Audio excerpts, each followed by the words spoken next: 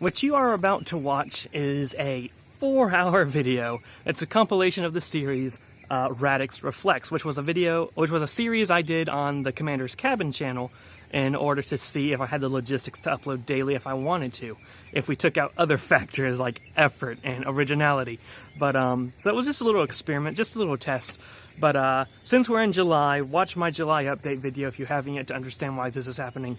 But Radix Reflects is being uploaded to give me time to work on personal stuff during July as I prepare to move countries, you know. I recommend you put this in the background as you do your cleaning or washing dishes or whatever you want to do.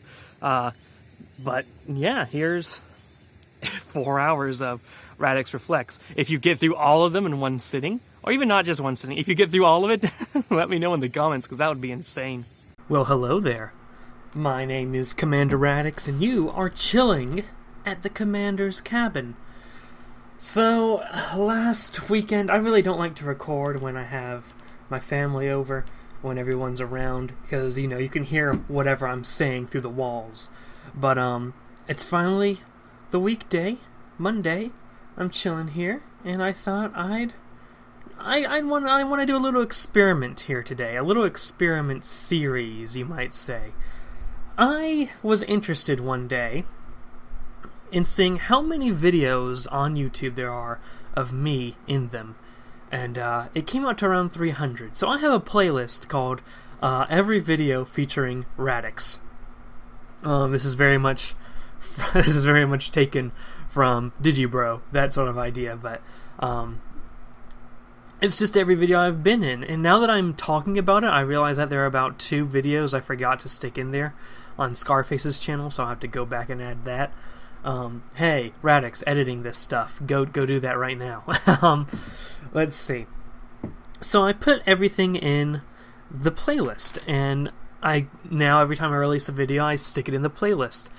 And the thing is, once upon a time, I did a series called Transformers Lore, and that was the greatest mistake I ever made on my main channel. And eventually it got kicked over to another channel, but I had a problem. My original name was Primus Prime 22, and every Transformers Lore video had Primus Prime 22 on it. So if I was going to re-release the Transformers Lore videos on another channel, it would still attract people to the Primus Prime 22 channel, and I didn't want that to happen. So eventually I did change my name to Commander Radix, and I thought, you know, let's go ahead and re-add the Transformer Lore stuff. So when you look at the playlist of every video I've done, it's in order. Like, the most recent video on the playlist should be the most recent video I've released. Because I have like 100 Transformers Lore videos I'm putting out one every day on that channel, you're just seeing complete blocks of just Transformers content. And I thought, well, there's no way I can just make content to catch up with me doing daily Transformer Lore videos over on that channel every day for 100 days. So I thought, how about I'll do a little low-effort content, but it could be interesting to look into. That will be on Commander's Cabin, and just have that release every day. So what I'm doing is I'm going to find some writing prompts, some non-fiction, personal writing prompts, you know, just to talk about stuff in my life. And I'll release one every day. What I'm going to do is sit down here, just record answering all these different prompts, just talking about it. Then I'm going to edit it, break it up into different videos, so you're not going to get an introduction each video. But this is like part 0 or whatever of this long quest. But if I just keep on putting out those daily stuff, hey, there won't be a huge block of Transformers Lore stuff in the playlist. So this is this is going to be a long experiment that I'm doing it for like the pettiest of reasons, but that's where we are right now.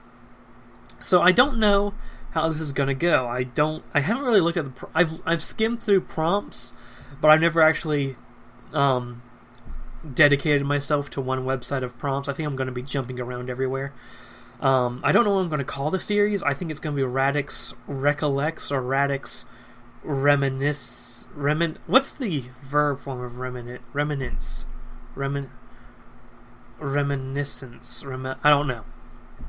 Radix remembers stuff. Radix talks at length about things in his life. It's memoirs of my long and arduous 20 years of life on this planet. So, that's another thing that comes when you change your name from Primus Prim 22. People stop assuming your age is 22. But yeah, I'm just gonna be reading off these prompts, and I don't know how long these videos are going to be. They could be 4 minutes, they could be 30 minutes. I have no idea how long. It depends on how much I have to say about a subject, and I'll try to pick good prompts. I have an idea of some stuff that'll probably pop up because, when you're dealing with, like, questions about your life, certain questions will probably come up. Probably a question about my being raised or whatever. Question about, like, what's the most embarrassing moment, stuff like that. And maybe I'll have interesting stories to tell. Maybe these prompts will prompt me to say something interesting, but that's the experiment. So, yeah, this is episode 0 of that long journey. We'll see how long I'm able to actually keep up this daily writing prompt series. I'm hoping even though Transformers Lore is like 100 episodes, I'm looking for at least 30 episodes out of this, which technically defeats the purpose. Unless I make 100, then I'm not going to be able to catch up with Transformers Lore. But this does not replace normal content on Commander's Cabin, which is weird because there really isn't normal content in Commander's Cabin. The whole purpose of Commander's Cabin is I just do what I want. And so far I've liked Commander's Cabin. It takes pressure off me to, like, constantly make content that I find, like, if I kept making the quality of content I made on Commander Radix and only had that as videos, then I would feel pretty pressured into just, like, rushing through the process, I guess. But when I have, like, so many different outlets of content creation, I feel like I can actually spend time to, like, craft and hone a good Commander Radix video. So that's sort of the idea. Alright, I think I said everything I need to say for the introduction. So let's just go on to this journey. So if you want to come on this journey with me, by all means join me. And without any further ado, let's begin. Although I say let's begin, I'm gonna pull up. Let's begin. I'm gonna pull up my phone and look at the prompts. But you're gonna have to wait a whole day, a whole 24 hours, before you get where I'm going to. But I don't know. This is a very weird and interesting experiment that I'm looking forward to see how it goes. This could go terribly, but that's what Commander's Cabin's for, isn't it? To make mistakes. So yeah, I'll see you guys tomorrow, and there won't be any usual ends, like, this is Radix signing out, or hey, welcome back to the next. I'm just gonna continuously do this, so yeah. 50 creative non-fiction prompts guaranteed to inspire. Okay. These are guaranteed to inspire me, so you can't go wrong. Let's see. Tell the non-fiction story that you don't want your mother to read. You know the one. Don't censor yourself. See, I can't do something like that. Explore a scene or story from your memory by reimagining it from an alternate perspective. Write the event from the point of view of a passing bystander or another person close to the event, a pet, or even an inanimate object. When choosing your narrator, pay attention to how objective they would have been, what they would have paid attention to, and what sort of background knowledge they would have known. I'm not doing that. Recall a moment in which you felt a strong spiritual or unidentifiable energy. Describe the scene in vivid detail with special attention to the senses. Connect that scene to your own relationship with your own religious beliefs or lack thereof. Examine how you incorporated that experience into your world. Okay, let's talk about freaking spirituality, I guess, if that's what this is going to be talking about. Spirituality is weird. That's what I'll say. Like, I'm thinking about, like, freaking the stereotypical, like, Romanian gypsy out, doing the magic hand things, talking about reading your future. I'm not really spiritual at all. I don't really. That's what was the prompt about. Sometimes one moment I felt like, how do they word it? Let's see. felt a strong spiritual or unidentifiable energy. Yeah, no, I have never felt a strong spiritual or unidentified energy. Like, what, are we talking about, like, Jesus just walking on beside me? Or are we talking about walking on a freaking beach, that little parable or whatever it is? I feel that I have always been pretty grounded in reality. I've always thought, like, I sort of live my life by the empirical method. And the empirical method, for those of you who don't know, you probably know it better by a different name, like the scientific method or the historical method. It's all the empirical method. It's just when it's applied to different things, it just takes on a different name. But at the root of it, it's the empirical method. And that is, you draw conclusions based on observable evidence. And that has to be sufficient evidence. I'm a historian. That's what I do. I look through sources. I see who are making these. I see these claims. I see the people making these claims. I try to find other sources from other verifiable sources. I try to find sources from other sources, as in historical sources, from other sources, as in different people making the claims. I try to find other sources that corroborate that. And that's really how you need to do history, right? There's a lot of historians out there that just have the idea of what they want to present. They have their own argument based on their own opinion, really, and then they just look only for sources that will corroborate what they want. You have to look at a combination of things. I don't know when this video is going to be released. It might be out before my Battle of Fallujah video, but the Battle of Fallujah Primus Academy video is, I'm having fun with it. I think it's a very interesting video because you don't really hear too many perspectives in the Iraq War. However, in the United States, the Iraq War is U.S. soldiers, probably friends you had in high school, going out in this sandy area, and they're wearing this, all this bulky equipment. They're just sitting around in a base, and all of a sudden they get shot at every now and then. But Iraqis probably have a very different take on the Iraq War, especially considering when they don't know the U.S. soldiers. Like, it's not hard to look at a U.S. soldier for Americans and see, and just, like, it elicits an image of an American soldier, of someone they knew who ended up becoming an American soldier, and seeing pictures of them in uniform for the first time and stuff like that. For Iraqi civilians, it's just all of a sudden these guys in heavy armor show up with guns. So you get very interesting perspectives, though we don't really hear too much of the Iraqi perspective outside of when it's used for a political narrative. But what I really liked about my Battle of Fallujah video, which hasn't completed editing yet, so I don't even know if it's released by the time this video comes out, but it looks at different perspectives. You'll get perspectives of Marines in Fallujah and how they had to deal with ridiculous stuff. Then you'll get the perspective of this journalist who's in this medic clinic, one of the only clinics active in the city, and he has all these civilians coming in that have been shot by sniper fire. And it's just a very contrasting narrative from two sources. One is seeing the civilians give up hope on the American soldiers. It looks, from their perspective, it's just a turkey shoot of civilians. Then you go to the Marines' perspective and how they're just trying to chill out, then all of a sudden a rocket comes in and stuff like that. It's just very interesting. And I think, objectively speaking, assuming both stories are true, both stories are valid. And I don't know what I meant by that. If both are true, then both are valid. But what I mean is, I don't think we can ignore stuff we don't like to hear, I guess. Now, how does that go back to the empirical method? I don't go into a Primus Academy video with my own ideas of what happened, and then only look for sources about that support what I think happened.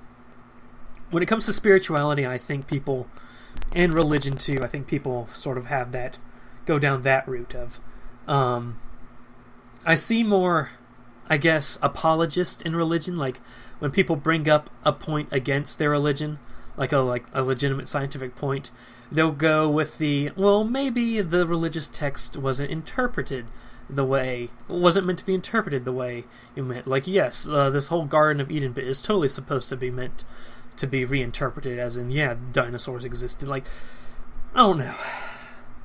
I feel very grounded in reality. I feel that, if a tree falls in a forest doesn't make a sound, we can have evidence that trees falling in forest, when people are there, do make sounds. It would stand to reason that trees falling in a forest when no one's there still make sounds. So, we have to base everything off of evidence we've seen before. I feel this is a very rambly episode just because I don't want to offend anyone. That's what's going on right now. I don't want to offend, I guess, religious people. But I would just say that I live my life by the empirical method. And I try to stay grounded and rational. That's what I'll say. Let's move on before I end up being put on the list of people for a jihad or something. Tell the story of a location, possibly one that is very close to your heart that you already know well, or a new one that inspires your curiosity. Pay particular attention to your own connection to the location, however small or large that connection may be. Let's talk about Amsterdam. So, recently I went on a trip to Amsterdam, the capital of the Netherlands, despite not having the seat of government of the Netherlands. And it was amazing. And, well, here's the thing about Amsterdam. Listen, before Amsterdam, I sort of had this laissez-faire view of recreational marijuana. I thought, hey, it's not hurting anybody, just, I guess, legalize it. Who cares? I'm not going to do it, but why would I stop anyone who wants to do it from doing it? After going to Amsterdam, my opinion completely did a 180. And it's weird. Typically when you hear, like, I absolutely hate something, and then you see the story goes, I absolutely hate something, they get exposed to, and they're like, it's not that bad. You don't hear the story of someone saying, it's not that bad, and they're exposed to, and then they're like, we should make it a lethal offense if someone does marijuana. Like, holy crap. I've never seen such an amazing city just ruined by the just government act of legalizing recreational marijuana. Like, holy crap. There are so many places in that city you can't walk without just getting a whiff of marijuana. And I know what marijuana smelled like long before Amsterdam. But it was just filled the air. It was ridiculous. I went from someone who's like, who cares, man? Do what you gotta do. To now I'm thinking, we need to get some jackbooted people down the streets, just dragging druggies off the street, just beating them with the butts of rifles. That's what I'm talking about. That's how you clean up Amsterdam. But besides that, Amsterdam was pretty cool. And I think the part about Amsterdam that meant the most to me was the freedom I felt while being in Amsterdam. Because I don't have a car. My first paying job was YouTube. And I've never had a proper job before, I guess. So I don't have too much money at my disposal. And I live in the middle of nowhere. I live in a neighborhood that was literally built on top of what used to be a cow pasture. So nothing's going on here. There's nothing to do. That's why I stay inside on my computer all day, because I don't have anywhere else to go. I don't have the ability to go anywhere else. In Amsterdam, I had my hotel room, and then I could just walk out the hotel room, and then you had reliable and safe public transportation throughout the entire city, and a train network that could go pretty much throughout the country. All I had to do was walk out my hotel room, and all of a sudden I had an entire country at my disposal, because they don't have an over-reliance on cars. When you have public transportation that's as reliable and safe as Amsterdam, who needs a car, It was great. I could go out, I just walked out, get on a tram, get on a bus, get on a metro, and just do whatever. Go eat at a restaurant, go see a movie, just whatever I wanted to do. And that was amazing to me. Like, all of a sudden I have all this freedom. And that's what really marked an impact for me on Amsterdam. All of a sudden I had freedom to do whatever I wanted to do. And when you're in Amsterdam, you have freedom to do whatever you wanted to do. But of course, Radix isn't living out on the edge, But, I could do whatever I wanted to do, like see Deadpool 2 in a touch theater. Which, by the way, I think there's this misconception that the movie was in Dutch. No, it was subtitled in Dutch, but this is a country where like 90% of the population speaks English, where the average person speaks just over 2 languages. Yeah, it wasn't a... No, they didn't have to dub Deadpool into Dutch. But yeah, just having that freedom. When I came back to my home, I'm just sitting in my room like, this sucks. I didn't bring my computer to Amsterdam, so I didn't really go online all that much in Amsterdam. I just went out and did stuff like a normal person.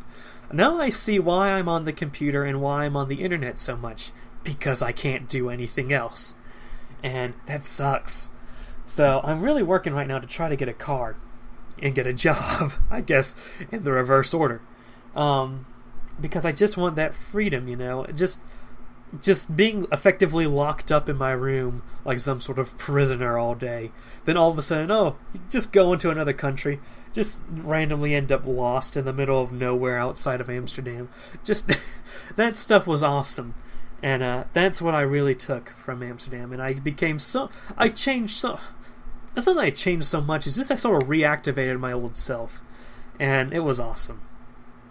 Let's see, anything else about Amsterdam? Beautiful architecture, except for, the modern architecture. The chapels, the cathedrals are cool. But, the weird postmodernist stuff is a bit...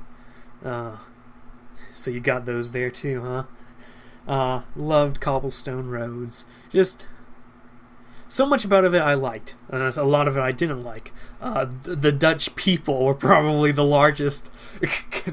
On the pros and cons, the first thing on the cons part of the list would be the Dutch people. If we could kick all the Dutch people out of the Netherlands, make them sort of like the Jews when they were exiled from Judea.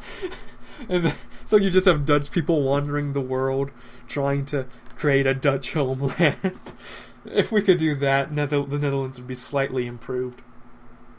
But, yeah. I like Europe. I like the visual aesthetic of Europe. I don't like Europeans so much. Yeah, and somebody like, I love France, I love Europe, I love Germany. Like, I can't... The amount of good conversations I've had with European people, and I mean people from the continent, on the continent, and even not like Great Britain too. Great Britain and Ireland, this goes for you too. I have not had too many good conversations with Europeans, and I apologize to the Europeans on the only countries I really like are America and Japan, and even America sometimes goes,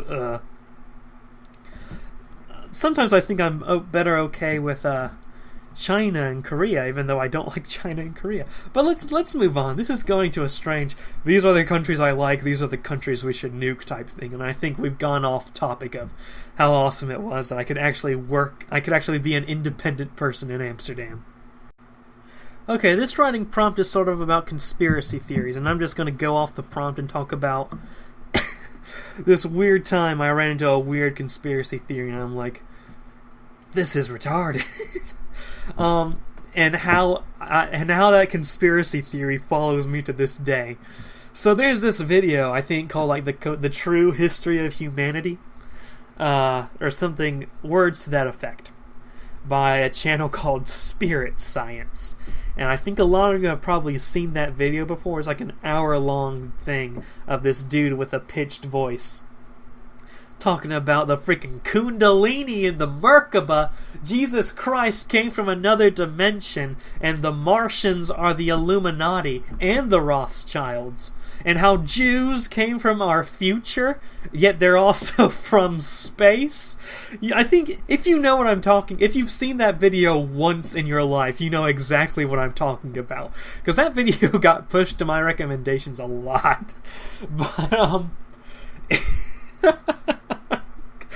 the Star of David's just everywhere, and it's like the sign of like a warp device, and how the Martians invaded and fought the Atlanteans, and the dude delivers it with such a deadpan, like he completely believes what he's talking about. Freaking emerald tablets, and all this information came to him from the Egyptian god Thoth.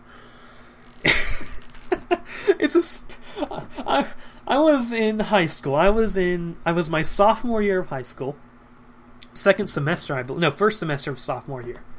And I was just cruising on YouTube and found this True History of Humanity thing, and I'm like, wow, I'm a history nerd. I like history. Let me watch this random video about the history of the world. And all of a sudden I get this chibi dude talking about the precession of the equinox and Nirabu and the Anunnaki and the Nakals, and I'm like, whoa, hold on. You need to give me some time to chill with that. It was ridiculous. And so I'm like, this is retarded. How has nobody else... And I wanted to talk about it with people because it was so ridiculous. But the thing is, I didn't want them to think I'm weird for watching those sort of videos. And I had a biology teacher at the time. We'll call him Mr. Sunshine because I've called him Mr. Sunshine in other streams and videos. Those of you who've heard me talk about Mr. Sunshine and that story, Mr. Sunshine's a reoccurring character who I don't mean to be a reoccurring character in my life. Popped up way too many times in high school and college than I should have encountered. I call him Mr. Sunshine because that's his personality. He was a very happy dude. He once came to a pep rally for our school, dressed up as a farmer and playing the banjo, singing "Rock Me Mama Like a Wagon Wheel," and it was intense, but I love Mr. Sunshine. But he was this weird spiritual type dude, I guess, that we started talking. He wasn't religious, he was spiritual. There's a big difference between that. And I just wondered, he's sort of the weird type of person that would believe this. So I came up with this idea of, what if I downloaded this spirit science video about the Tree of Life in Lemuria, stuck it on a spare USB, put a little sticky note on it that said, watch this, and you'll know the truth, and just leave it on his desk one day. And I would just love to see his reaction to that.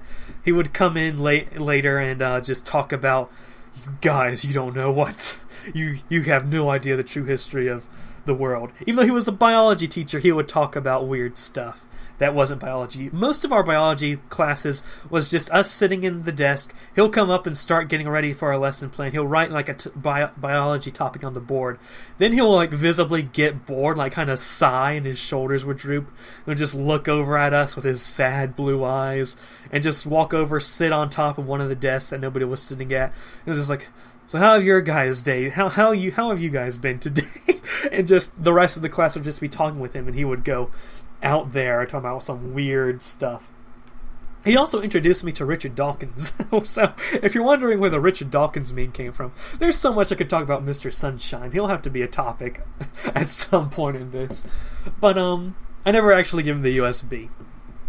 But I should have, man. I should have. It would be interesting to see his reaction. But for those of you who don't know, I am a writer. I have this little terrible story that's called Conquest that might not be public at the time of recording, but it will be eventually, which is bad because it's filled with middle school and early high school angst and what you'd expect from that point in my life. And it's part of the Cuckoo universe. I'm sure you guys have heard of the Cuckoo universe. If you haven't heard of the Cuckoo universe, when I was in kindergarten, I wrote a Batman comic and decided everything I write in the future will be set in one universe. And that's how it is. Even today when I write, it's set in what I call the Cuckoo universe, which is a name that I came up with in elementary school. So that's why it has such a stupid name. But I was watching the Spirit Science human history thing. I'm like, this is so stupid and retarded. It would work perfectly fine in Conquest. Just because Conquest is full of space Nazis and robots and zombies and all the ridiculous stuff. And I'm like, this would fit. This is so ridiculous. It would fit in Conquest just fine. I'm like, hey, you know, why don't I just do that? I could probably fit all of this weird stuff in the Spirit Sciences video of human history and stick it in Conquest, and it wouldn't feel out of place at all. In fact, it probably won't feel like the weirdest stuff in that story. So I did that and made it canon and wrote a little story arc about that and how, the main character, Alexander Pratensis, discovers that, Nirabu crashed into Earth 20,000 years ago or whatever. And now when I'm making the Cuckoo universe available to the public, I'm writing timelines so that people who haven't read everything over the past 16 years would be able to catch up with it just fine. I'm writing these timelines and I'm like, let me write about the Anunnaki. Now, I changed a few things, like I'm not bringing up like the Kundalini in the Cuckoo universe. That stuff's off the table. I said nothing about the precession of the equinoxes, but still, the basic outline of what happened in that video is in there, and it's so weird. Yeah, that's my little run-in with a conspiracy theory that haunts me to this day because I wrote it in one of my shared universe stories, and now it's canon to my writing universe. And I just hate myself more and more every day. Let's talk about Mr. Sunshine. I didn't even bother to look at a writing prompt after recording the last one. I just thought, Mr. Sunshine's an interesting dude that I gotta talk about. So, sophomore year, first semester, I walk into biology class.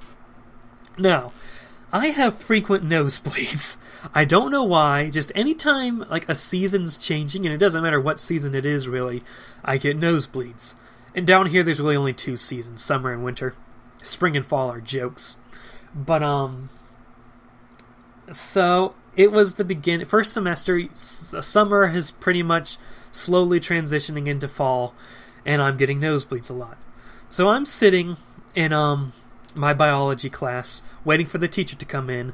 Then all of a sudden, I start to feel my nose bleeding. That class was weird, by the way, because like, there'll probably be some prompt talking about bullying, so I'll end up talking about like the first person who bullied me in like kindergarten. I didn't see him for years after kindergarten, then all of a sudden, sophomore year of high school, he's in that biology class. And we became friends, you know? He changed over the course of how many years between kindergarten and sophomore year of high school. It is stuff like that. Like, a lot of important people I met in my life. I met in that biology class. It's sort of... Sorry, I got interrupted there, but it's in that biology class. That's actually where I met my first girlfriend. So a lot goes down in that biology class. So we'll probably end up talking about it another day. But Mr. Sunshine hasn't come in yet. Now, I've heard about Mr. Sunshine at this point. He's sort of famous for being this teacher that, like, once he like has a class, he used to call every single parent in his class and said, "Hey, I just want to talk to just want to introduce myself. I'm your teacher." Blah blah blah. He was definitely an overachiever. But so he still hasn't come in yet. I think he comes in late. All of a sudden, I start having a nosebleed. And I'm like, oh no, that's not good. So I look over. There's a sink and there's paper towels. And I didn't want to be assumed late because, you know, the bell's already rung, but the teacher's not there. So I decide I'll stay in there. I start working on the nosebleed with the paper towels, just sort of staying in the corner, holding my head at a weird angle.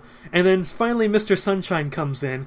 He walks in, sees all his classmates sitting there, except for me, standing like some sort of dweeb, standing on at the side of the classroom with the sink running and paper towels, my nose just bleeding out like it's some World War II Saving Private Ryan Omaha beach scene.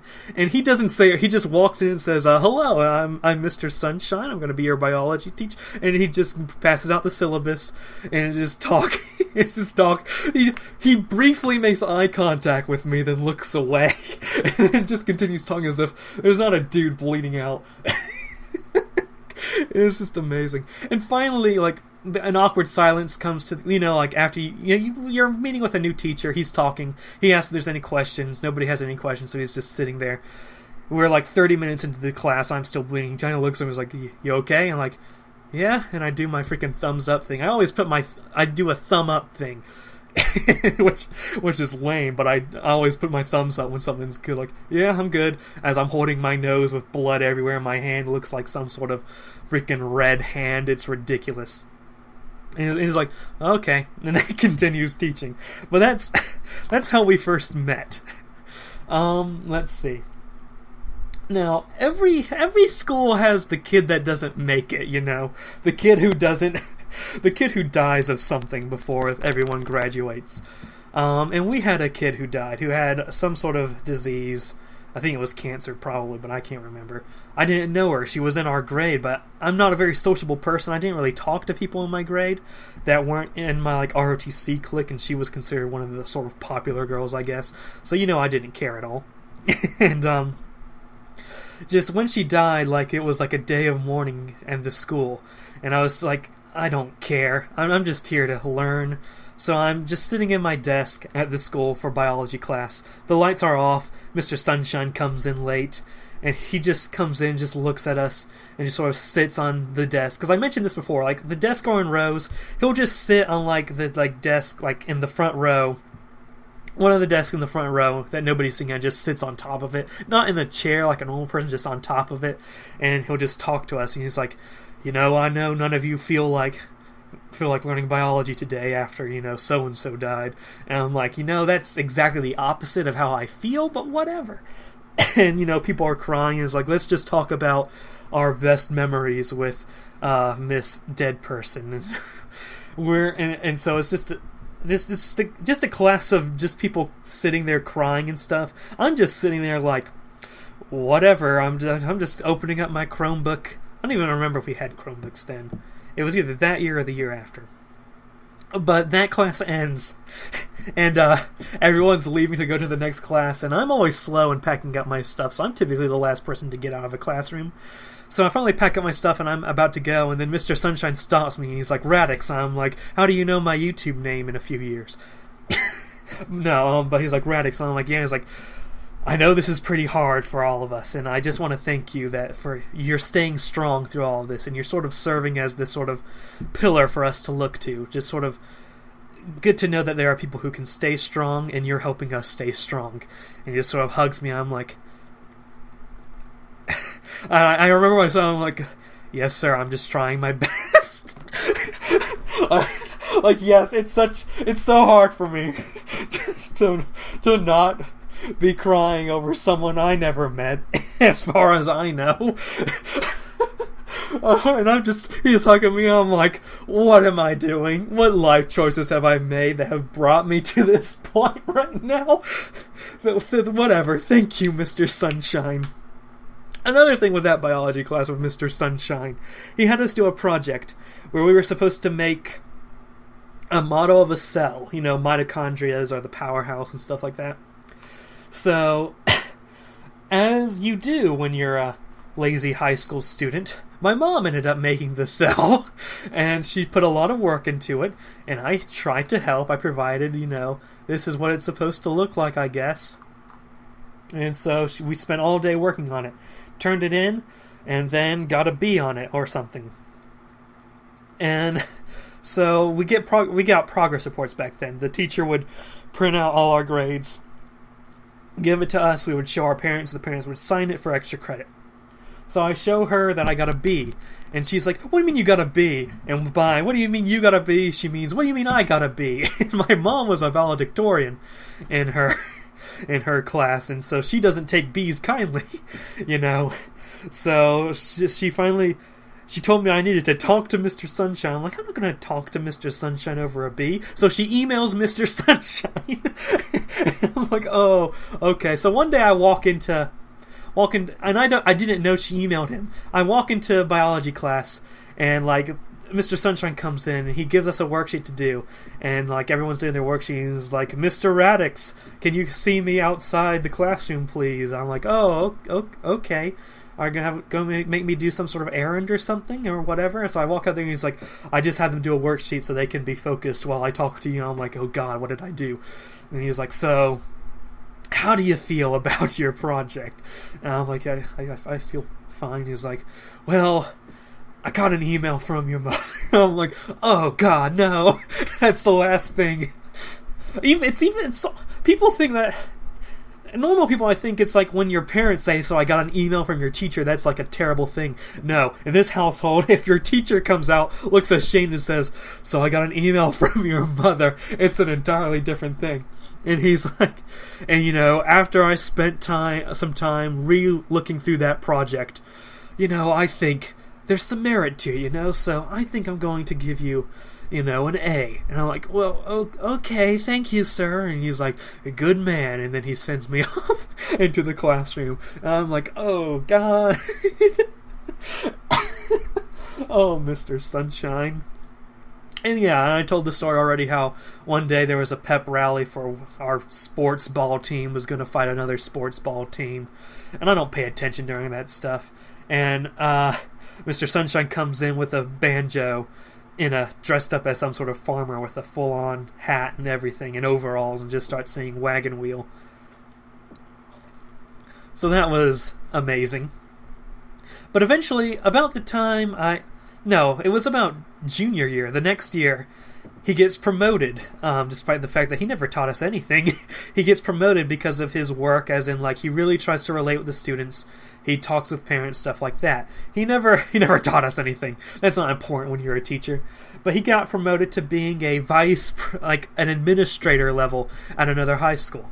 So I remember walking by his classroom, and I had a lot of good memories from that classroom because, that's where I met my first girlfriend. So it's like, I walked by and like, oh, it's sad that Mr. Sunshine's gone. Flash forward to about last year, and I'm going to college to be a history teacher. And to be a teacher, you have to do some shadowing time, some time where you go into high school classes and just watch, observe, and even teach. I get assigned to this school, and the teacher I'm assigned to is a terrible person. Just doesn't allow me to sit down, doesn't really allow me to talk to the students. I'm like, I can't get my work done, my assigned rubric done, if she doesn't allow me to do anything with these students. And so I decide I'm going to talk to the assistant principal.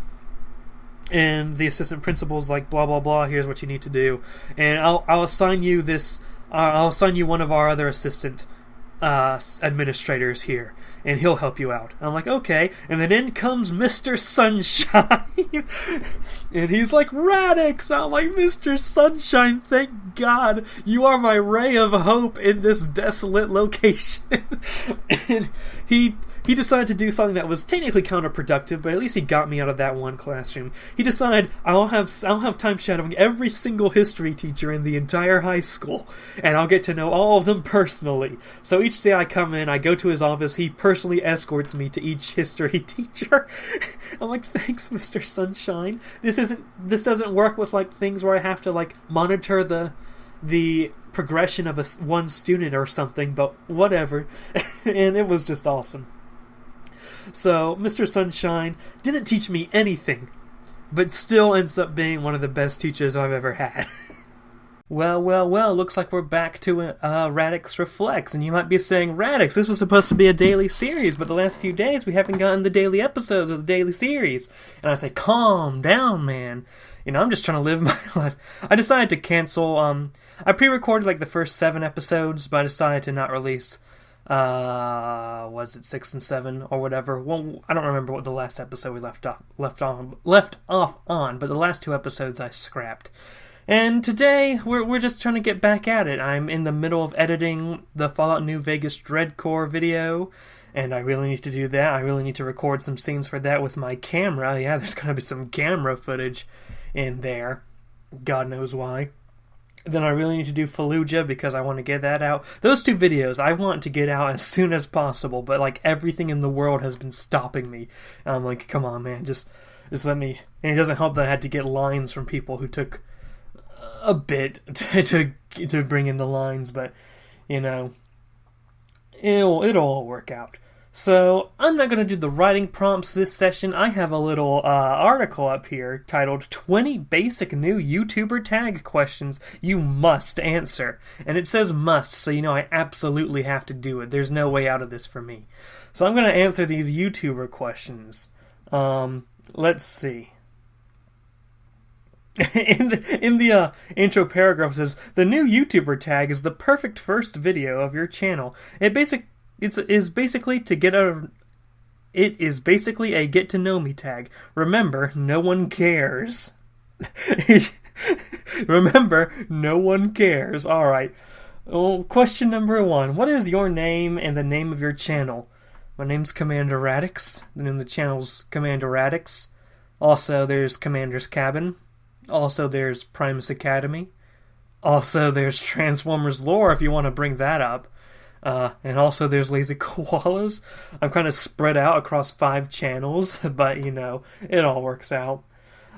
If these questions were more meaningful, I'd make each one their own video, but a lot of them are crappy. So I think I'll just cut whenever. So whenever we cut, we cut. What does the name of your channel mean? Commander, and I already released a video talking about this fairly recently. Commander is because I like having a rank in my name, because I used to be Primus Prime. So Commander's there, and then Radix just means root, because we're going back to the roots. Where are you from? I am from North Kakalaki, which is North Carolina, for those of you who don't speak North Carolinian. Really, I've only heard Kakalaki used for South Carolina. I've heard South Carolina being called South Kakalaki. I don't know where that comes from. It's just what sort of happens. But I've never really heard North Carolina called North Kakalaki. I was watching a video from Digibro talking about his experience driving through every state on the East Coast. His description of North Carolina is pretty accurate. The roads will take you to the middle of nowhere, and you'll just drive by these towns within a second you've already finished going through the town, and it's one church and 2 houses as he describes it. And then every now and then you'll just see these crappy shacks at the side of the road. That's North Carolina. That's absolutely North Carolina. I'm probably gonna miss North Carolina if my plans all work out, but best state in the union besides South Carolina. That's the theme of North Carolina. You live in North Carolina, but you secretly wish you were in South Carolina. Let's see. Why did you start a YouTube channel? To take my mind off of freaking depression. That's not really a story I'll get into. What will your channel be about? What is Commander Radix about? That's a good question. I have no idea what my YouTube channel is about. It's about me, I guess, because there's a high market for people looking up me. It's just whatever I want to do. Really, Commander's Cabin's whatever I want to do. Commander Radix is whatever I want to do, but I have to make it look shiny and nice. Yeah. It's not exactly a gaming channel, because, that's not really what we do. Well, we do gaming sometimes, but it's not like your typical... I never just say, I want to play this game, so I'll record me playing this game. I always say, I have a story I want to tell, or a theme I want to develop. And then I pick the game that I can use to, tell that story. The game is the second thing I have in mind. The first is, what story do I want to tell? And of course, naturally, I'm limited to what games I can choose, because my computer can only run so much. It's weird. My computer has amazing specs except for the processor. And it's oh, but it's an i7. Yeah, it's an i7 with a low, gigahertz? Is that what the GHZ stands for? A low gigahertz. It's a laptop version of the i7. So an i5 computer is more powerful than my i7 laptop. But besides that, and the graphics card could use an improvement. But besides that, this laptop is amazing. But you can't open up the laptop and change the graphics card or the processor, because you just can't open up the laptop. So that's the curse I found myself in. And I feel that the main reason I don't take YouTube a bit more seriously than I already do is because I don't have a computer that can do everything I want. If I had a computer with the same specs as my laptop, with the exception of a PC version of the i7 processor and a stronger NVIDIA card, then frankly I'd probably be taking YouTube a bit more seriously. YouTube is kind of a dream job for me. I'm all about following your dreams, but there are some dreams that I think you're better off not trying to follow through with. My dream job is YouTube, but that's not going to happen, so I'm going to have to go with the next best dream job, which would be teaching. But let me tell you, if I ever reach the point where I could go professional with YouTube, yeah, I'd probably stick with that. You won't get fired over saying anything offensive on YouTube, Imagine half the things I say on YouTube and just me saying that in a classroom setting. That ain't going to work now, will it?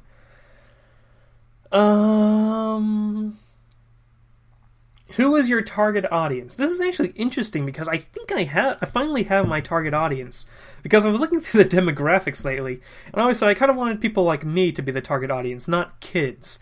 And I found that the Commander Radix channel is mostly made up of men who are age 18 to 24, so within the age range of myself, and I guess gender demographic of myself. So I think we're starting to reach my target audience, which is good.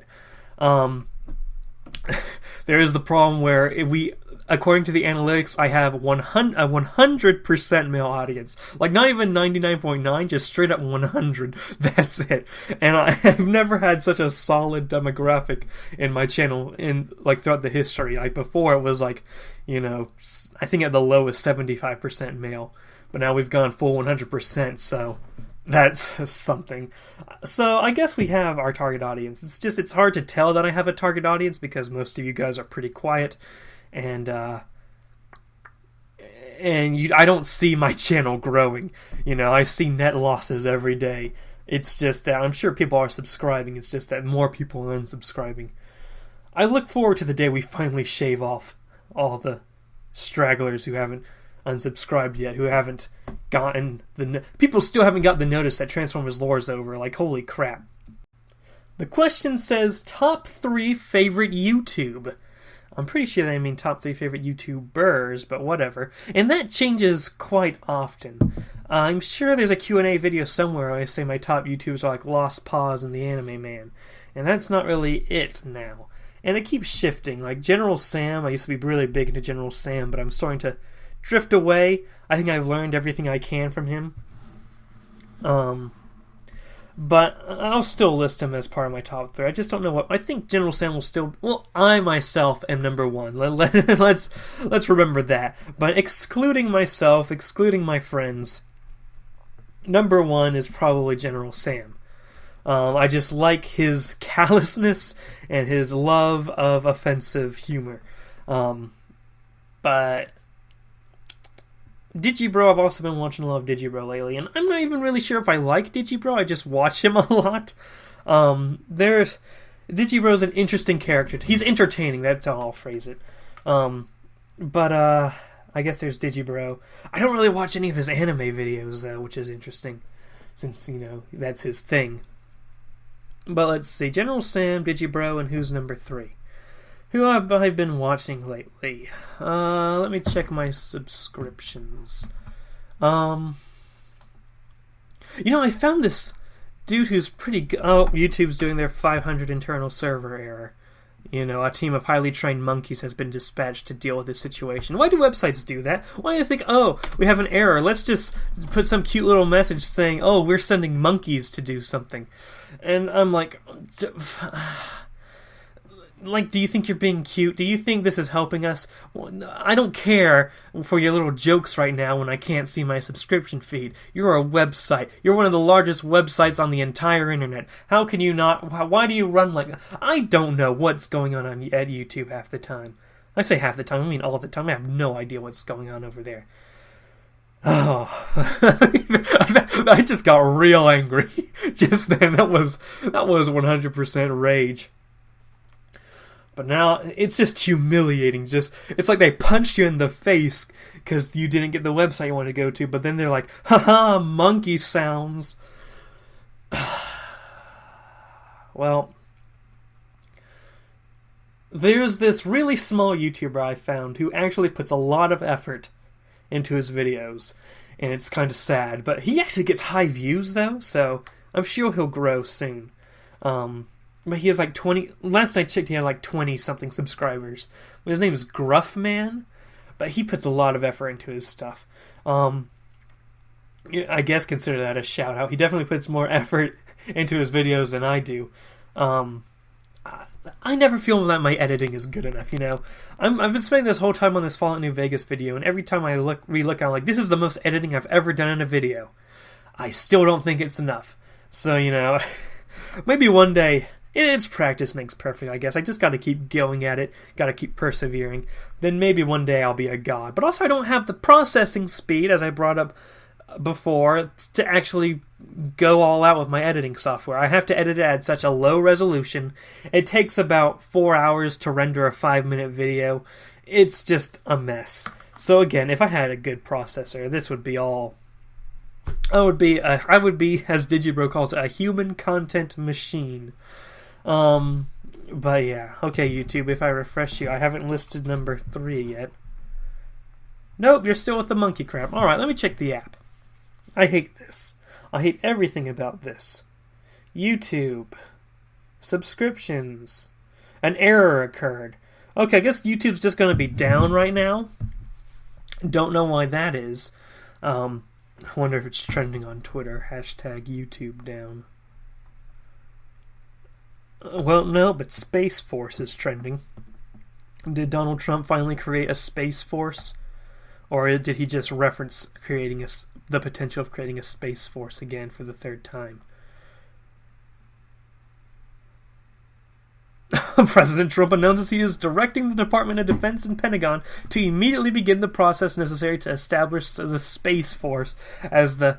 We are building a Space Force! This is the best... It's probably impractical, but I am pumped. I don't know. This video is probably going to sound weird. I have no idea what I'm doing. I'm just trying to get into the swing of recording again. This video is probably titled, Where I Was When I Learned We Were Making the Space Force.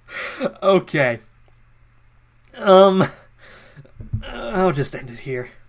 I can't just end it here. I still haven't listed the 3rd. What's number 3? Who do I watch the most? General Sam, Digibro. I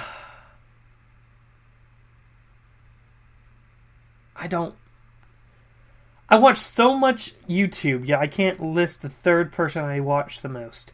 Probably because I spend most of that time watching myself. How about Soviet Wumbo or Wobble or whatever his name is? The dude that does the CS:GO, not the Counter-Strike? No, that's literally CS. What's it called? Arma, the Arma video dude. Soviet Wumbo, I think his name is. Let's go with that one. I really like his editing there. But yeah, this episode's a mess. See you tomorrow for a better video, hopefully. I'm sorry, I'm way too pumped over this Space Force thing than I should be. I know it's probably impractical, but here's my philosophy on space. And say what you want about President Trump, I really like the moves he's going through with regards to space.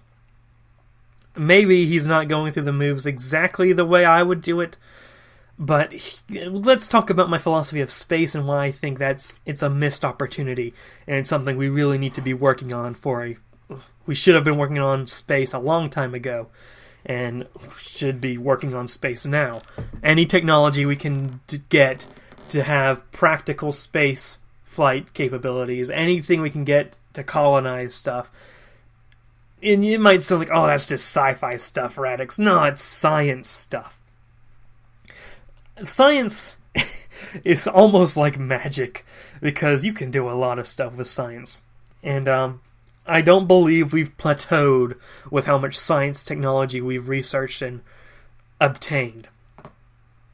Here's the thing about space. Well, here's the root of the problem, and I'll say the root of the problem is I don't think Earth is a sustainable... For the future of the human race to survive, I do not believe Earth can be the sole home of humans forever. After all, Earth's going to die at some point. There's the risk of... There are 3 major risks on Earth. Actually, there are more risks, but the ones that come to mind immediately is the possibility we'll blow up Earth eventually. You know, all these countries have nuclear weapons. War is an inevitable thing, I believe. And it's just... If we don't destroy ourselves by nukes, something else will have to destroy us. So, beyond that, I don't believe overpopulation is as much of a population as people make it out to be, because that doesn't really fit the model of... what's the term for it? I can't remember the term for it, so I'll make something up on the spot, but I think it's like max capacity or something. This is how all populations have generally stayed in control, and now it might get bad, but we haven't been overloaded with space by different invasive species and stuff like that.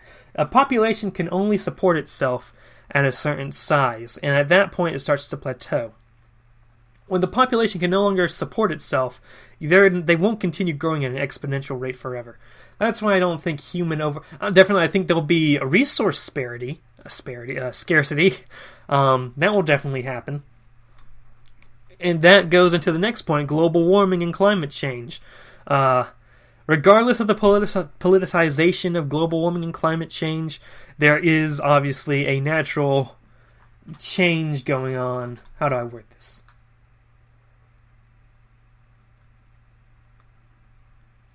Resources aren't going to go on forever on Earth. That's how I'll word it. Sustainable resources won't go on forever.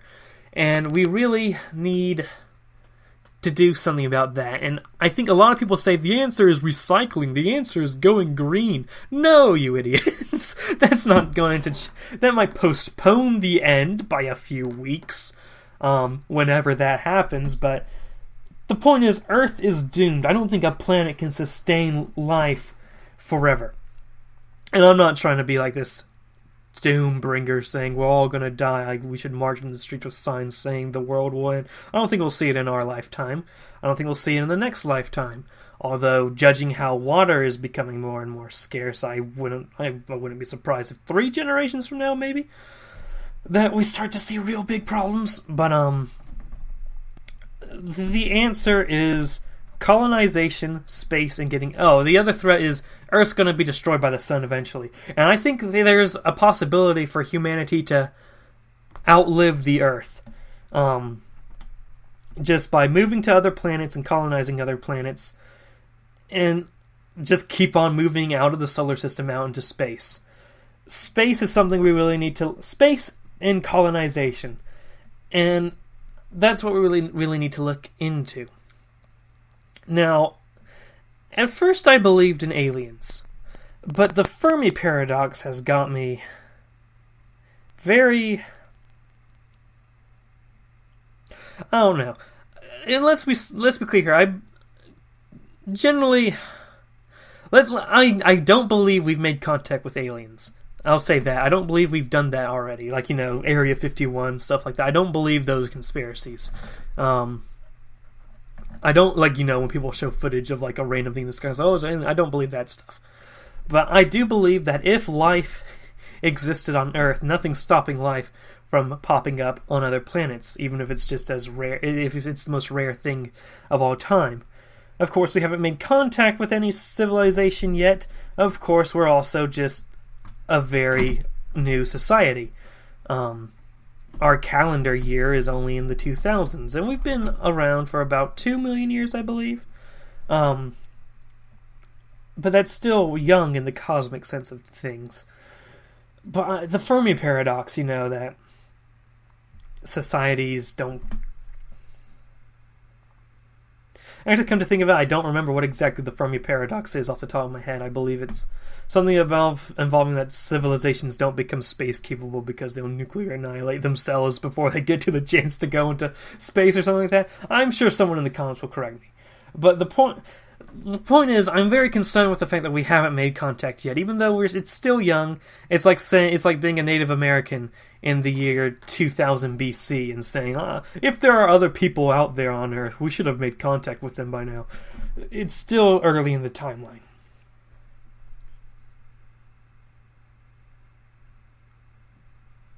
I will say, if it's ever confirmed, and it's hard to confirm this, that aliens don't exist, then that would make me rethink a lot about how I view life.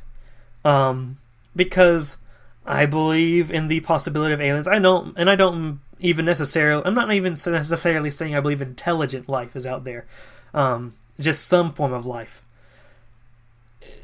Judging by the fact that it's happened here, the empirical method would suggest that it could happen anywhere else, and the space is a big place, the biggest place you can have, until we've confirmed the multiverse. So there's infinite possibilities out there. So the empirical method would say that, yeah, there's probably life out there. We can observe that life has popped up here, should probably pop up elsewhere. If there's no life elsewhere, and that's confirmed, and it's Earth is the only living planet out there, that would probably make me rethink some things about religion. But until that impossible to achieve information arrives, we still have to keep going by the empirical method. Where was I? Space. Yeah, we need to go out, we need to colonize, we need to get technologically developed to abandon Earth because Earth won't last forever. And I don't understand why there has been constant defunding of space exploration. And the argument they use is often that, it's expensive and impractical. And I'm like, the most important thing we can be investing in right now is space.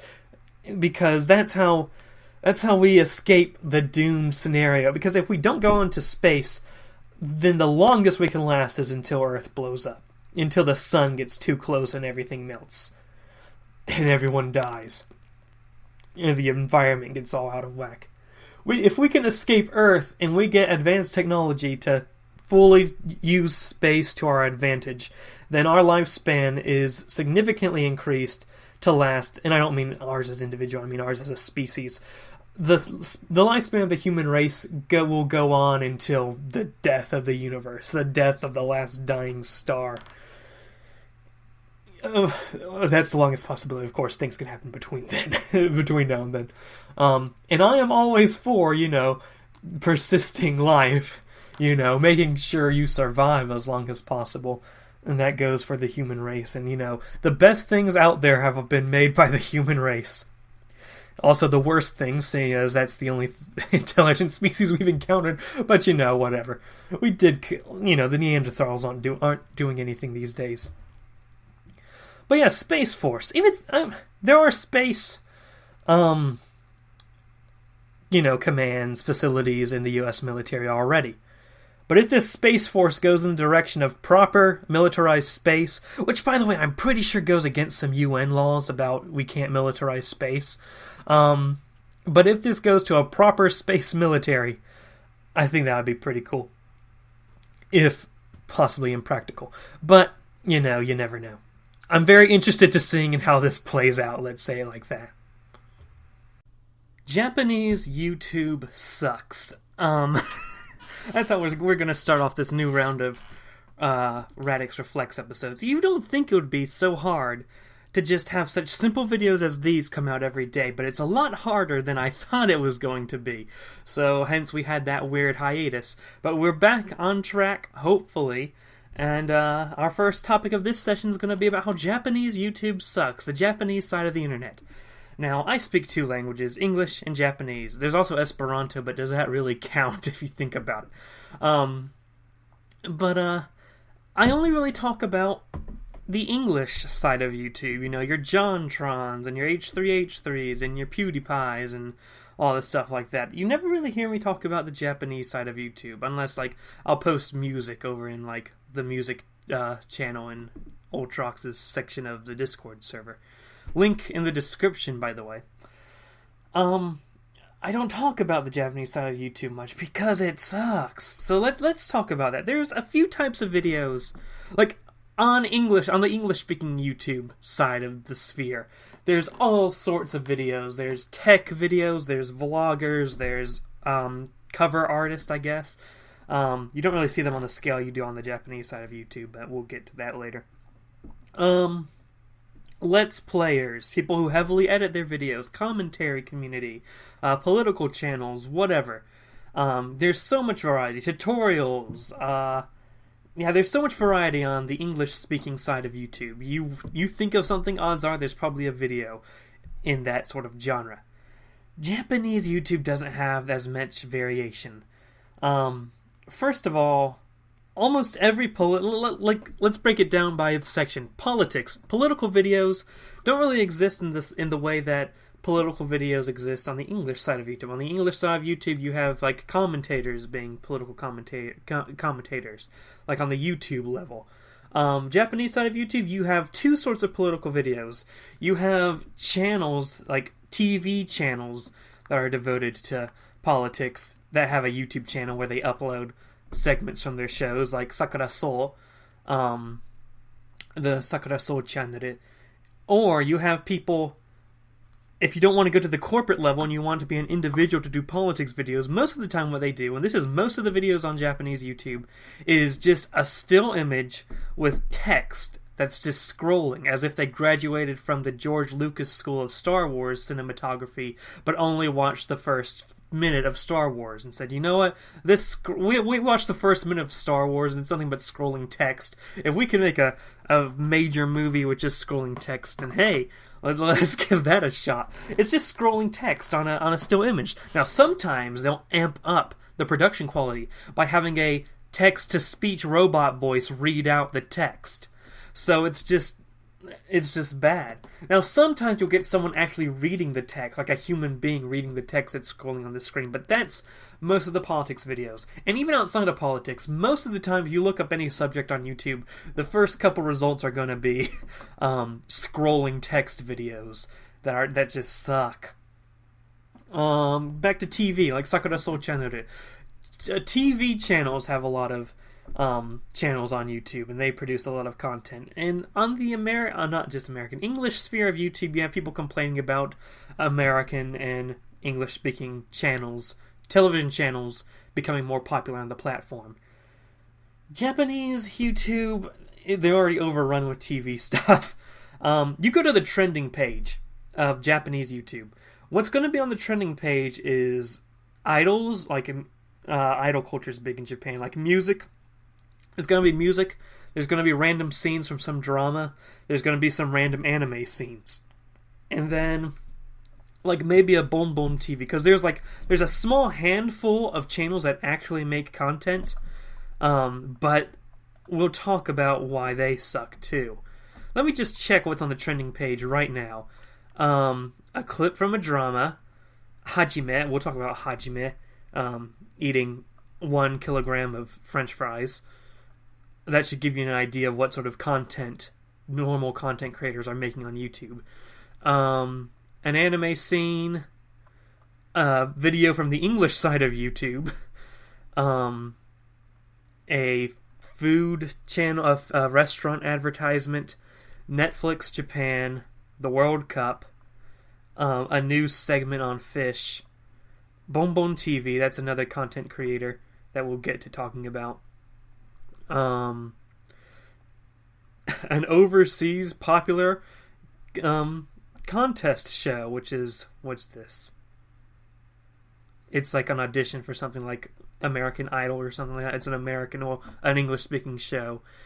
How to make this recipe of food.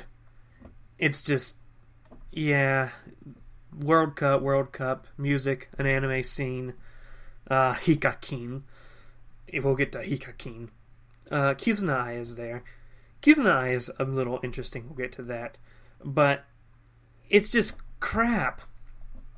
So anime scenes, music, and drama scenes and stuff from, like, aired television, even outside of Japan, is what you see on the trending page, with the exception of the small handful of content creators.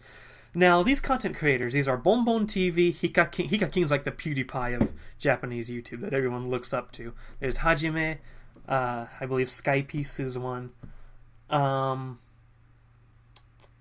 There's just a handful of content creators, but what they do is essentially BuzzFeed tier content. They want to be... If you're a content creator on YouTube, on Japanese YouTube, you have a camera and you are actually making videos and editing it, you're really doing YouTube so you can get attention to be syndicated for television. So all of their work seems very popular, not popular, but like mainstream, very clean, very BuzzFeed-ish. You'll have them like eating, like I just said, 1 kilogram of French fries, and it's just a dude eating a kilogram of French fries, BuzzFeed style. Also, they unironically do ASMRs. Like, even the most popular YouTube channels, like, okay, now we're just going to do an ASMR episode for a bit. Like, there's no stigma against ASMRs at all. And yeah, it's just a lot of experiment stuff. Like, there was a while where it was a trend to get aluminum foil and turn it into a ball, then hit it with a hammer until it was all shiny and clean. And, people would be making fun of that on English-speaking YouTube. You'd have your Pyrocynicals or someone like, this is like the most stupidest idea ever. But you don't see that on Japanese YouTube. There's no edginess on Japanese YouTube. It's just very straightforward Elsa video type stuff, and it's so boring. All of them sort of start to seem like the same channel after a while. They all, if you've ever watched any Japanese television, you know Japanese television likes to throw in random subtitles at places.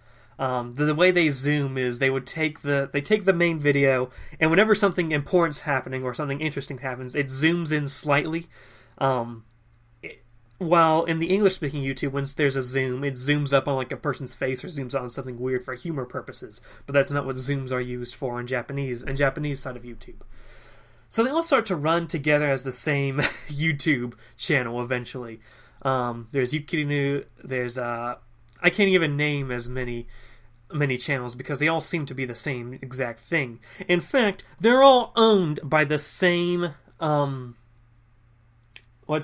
multi-channel network. It's like or something, like a lot of U's and an M, and I don't know if there's another letter after it. But one there's a monopoly on Japanese YouTubers. Now there is one exception. There is one dude who actually calls out there's no drama on Japanese YouTube, with the exception of whenever there's drama that's started by one person. And it's always this one person that's starting the drama. And by the way, I'm not including like Japan, like J vloggers and stuff like that, because a lot of the popular YouTubers, the YouTube channels based out of Japan, are like Americans in Japan blogging about Japan with an American or English-speaking audience. So I don't think that really counts as part of the Japanese YouTube experience. But yeah, the only drama on the Japanese sphere of YouTube comes from a dude named PDR-san. Who put san in their own username? But he's actually a bit edgy. He's a lot what you would consider an American YouTuber to be like. And he's half English. And I believe was raised in England for like the first 13 years of his life. So he definitely has that more Western culture to supplement himself in his videos. And he's been on the English side of YouTube. So he knows how YouTube's run on, like, YouTube's a freaking battlefield on the English side of YouTube. Don't want to be too cringy, or else the edgy guys will start to make commentaries bullying you. So PDR, his videos are in Japanese, and he'll point out the crap that the Japanese channels are doing. Like, the ASMRs, whenever there's a channel claiming they can speak English but can't really.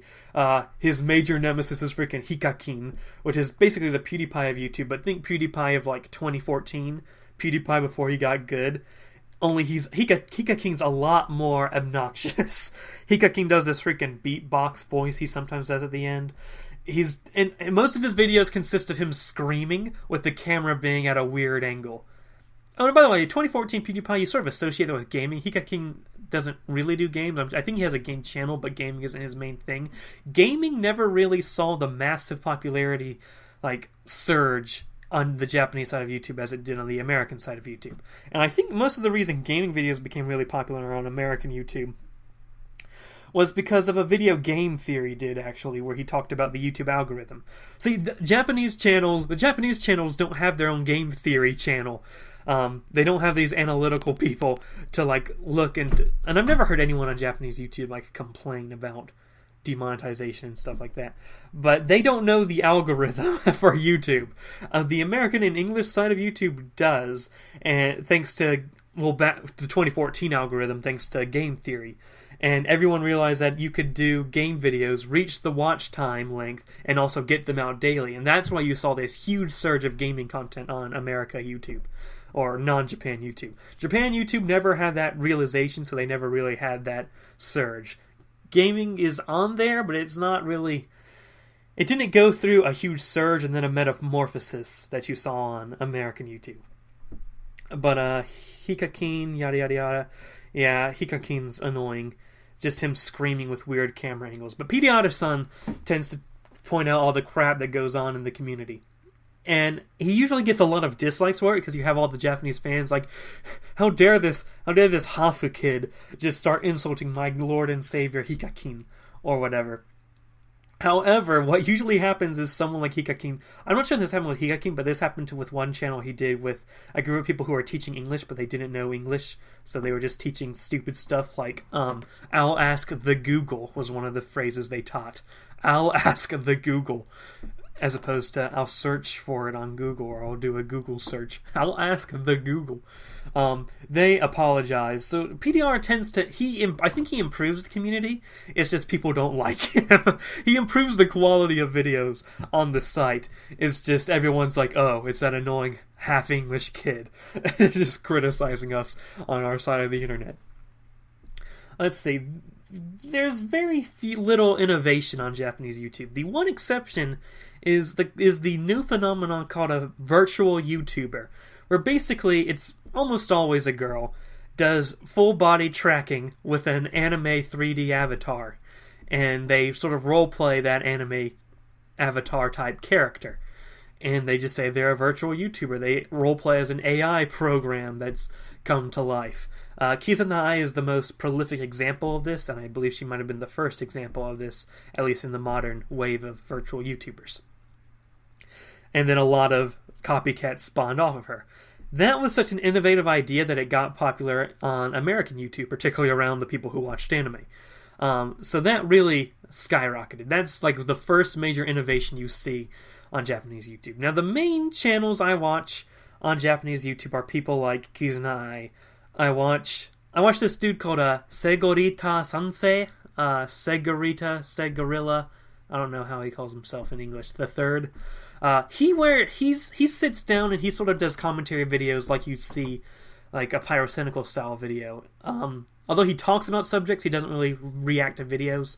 He also wears a gorilla mask, because here's a major thing in Japanese culture. It's sort of considered arrogant to put yourself out on the internet. So the only people, like, to show your face on the internet, so the only people who really show their faces are the arrogant freaking corporate type people, and not really the artists that you see a lot on non-Japanese YouTube.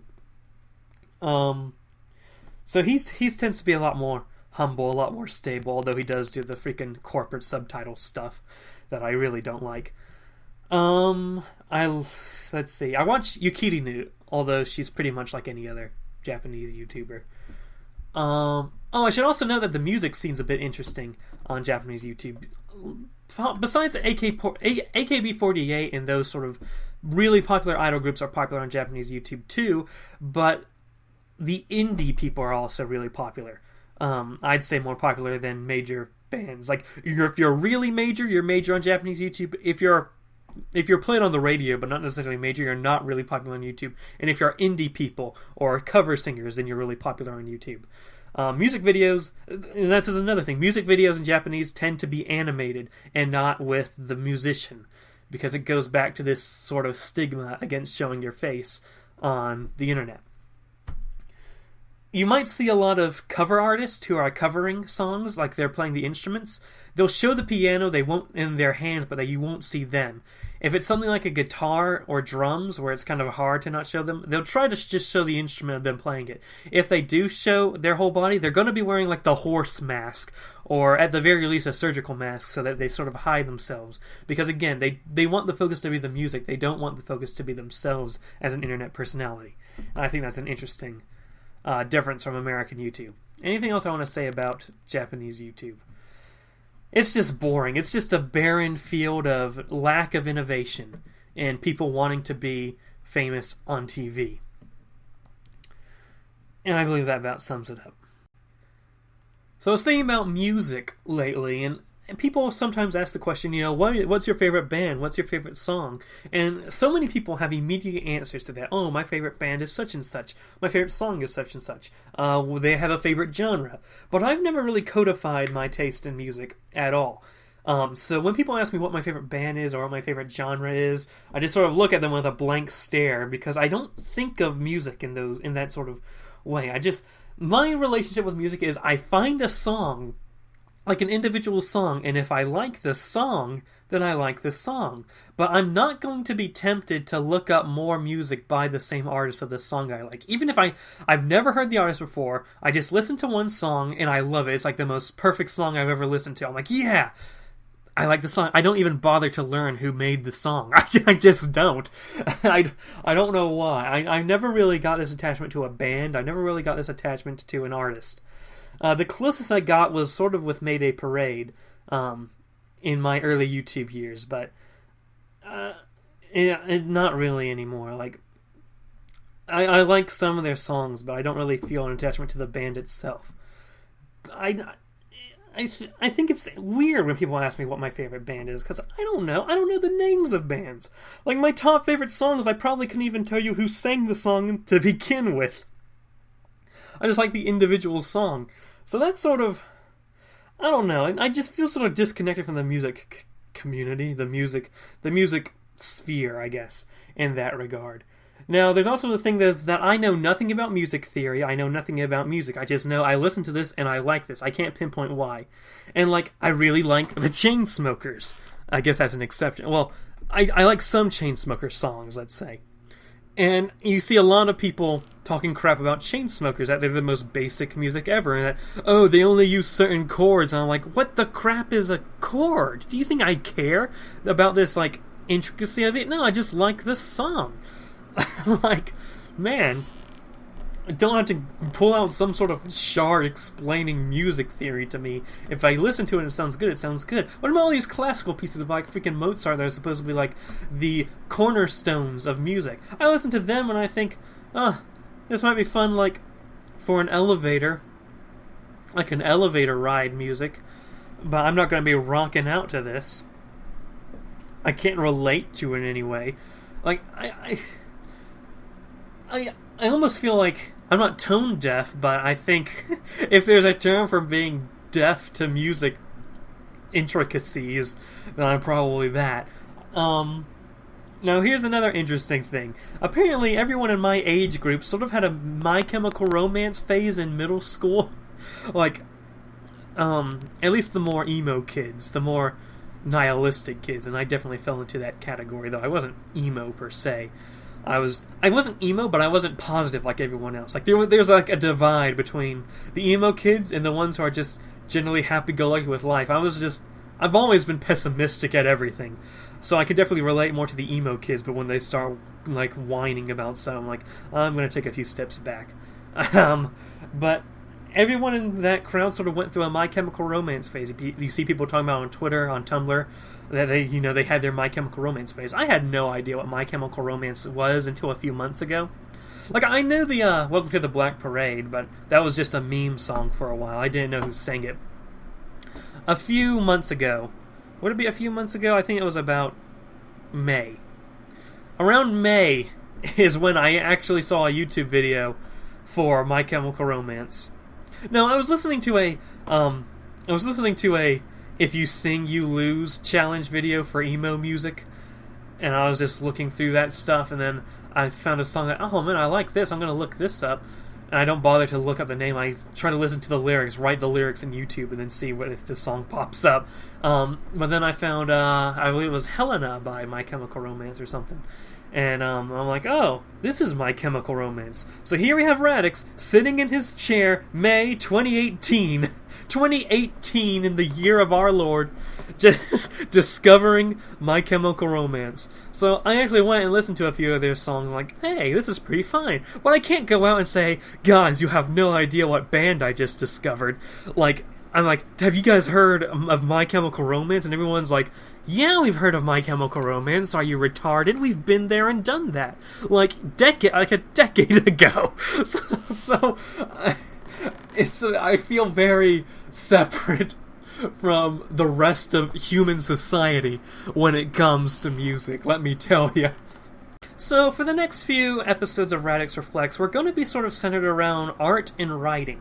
Because I've been in a writing kick lately, which is, I like releasing my writing stories on a monthly schedule, because this allows me to get on a kick to write stuff, and then when I'm tired of writing, I have enough time to just stop. Like, it's I've never seen a publishing schedule that fit me so well. Like, usually I'd be into writing, I write stuff, and then, like, I hold it back for when it's going to be released monthly. I write a few stuff, then I get tired of writing, then I stop. But by the time I want to start writing again, we're already approaching the deadline for the next monthly release, so it all works out. So, And for those of you who don't know, blah, blah, blah, Cuckoo Universe, this is the deep lore channel, you know. The Commander's Cabin is for everyone who's like, yeah, go Radix. For, you know, all the people who are like that, you know, how many of those people actually exist. But, you know, it's like I said before, you know, do YouTube for the audience you idealize you having, and maybe not necessarily the one you actually have. So, you guys probably know about the Cuckoo Universe by now. If you don't, it's a fan fiction story, a DC fan fiction story I started when I was in kindergarten, and then it just exploded to every time I wrote something it was going to be in that universe. It's called the Cuckoo Universe, and that's it. It's a weird hybrid between fanfic and original content. Like a lot of crossover fanfic, like fanfic from a lot of stuff, plus original content, so it's sort of weird.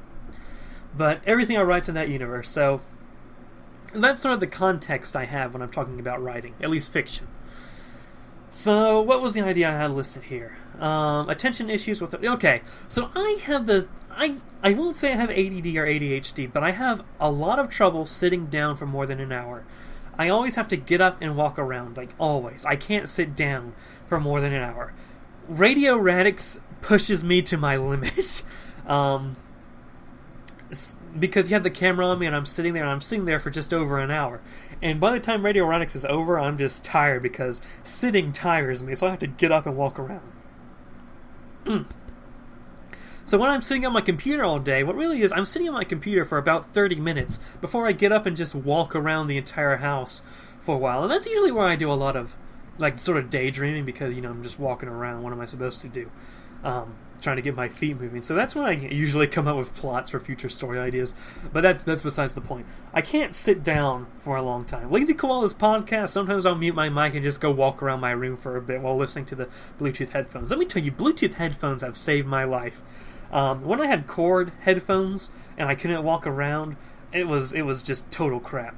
But now I can just walk around the house with my Bluetooth headphones and listen to whatever video I'm watching on the computer, no matter what, no matter where I go. Although I go too far and things start to disconnect, but that's whatever. With writing, you sit down and do nothing and write for a while. And that really tests my patience. So, and especially when you're writing a scene and you're trying to get like a certain mood to come through in the scene, but I'm always in a crappy mood. I'm just sitting here. So the writing gets hindered by that. And I've discovered, this is my little writing tip, that I think most writers have actually discovered already, so it's not so much of a secret writing tip, it's more common sense. And that's listen to music when you write. Like, I listen to... Let's say I want to write a sad scene. I type in Google, sad anime OST. Because anime tends to have a solid original soundtrack just across the board. Even if it's a crappy show, the music will be fine.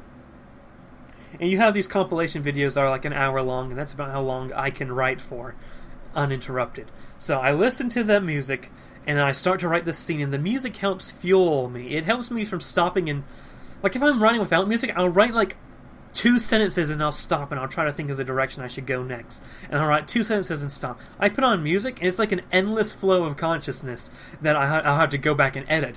But I can have the whole scene. I see the scene play out in my mind and it just works. When I want a fight scene, I look up fight anime OST and find an hour-long video on that. It all works out. Some of my best writing, I feel, has been done while listening to just random anime soundtracks. And that's sort of... But I sort of think of... If the Cuckoo Universe was ever animated, I would want it to be in the aesthetic style of... I think his name is... Atsuyama Uchi?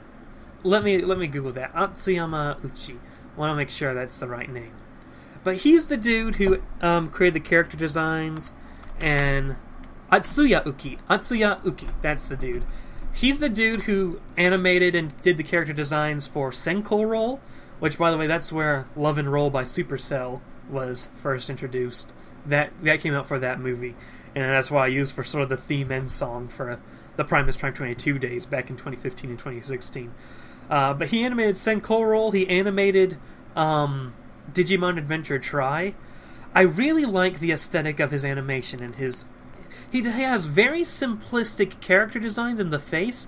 The eyes aren't as big as like an anime what you typically think of an anime character's eyes. The eyes are big enough to be expressive, but small enough to not be just crazy.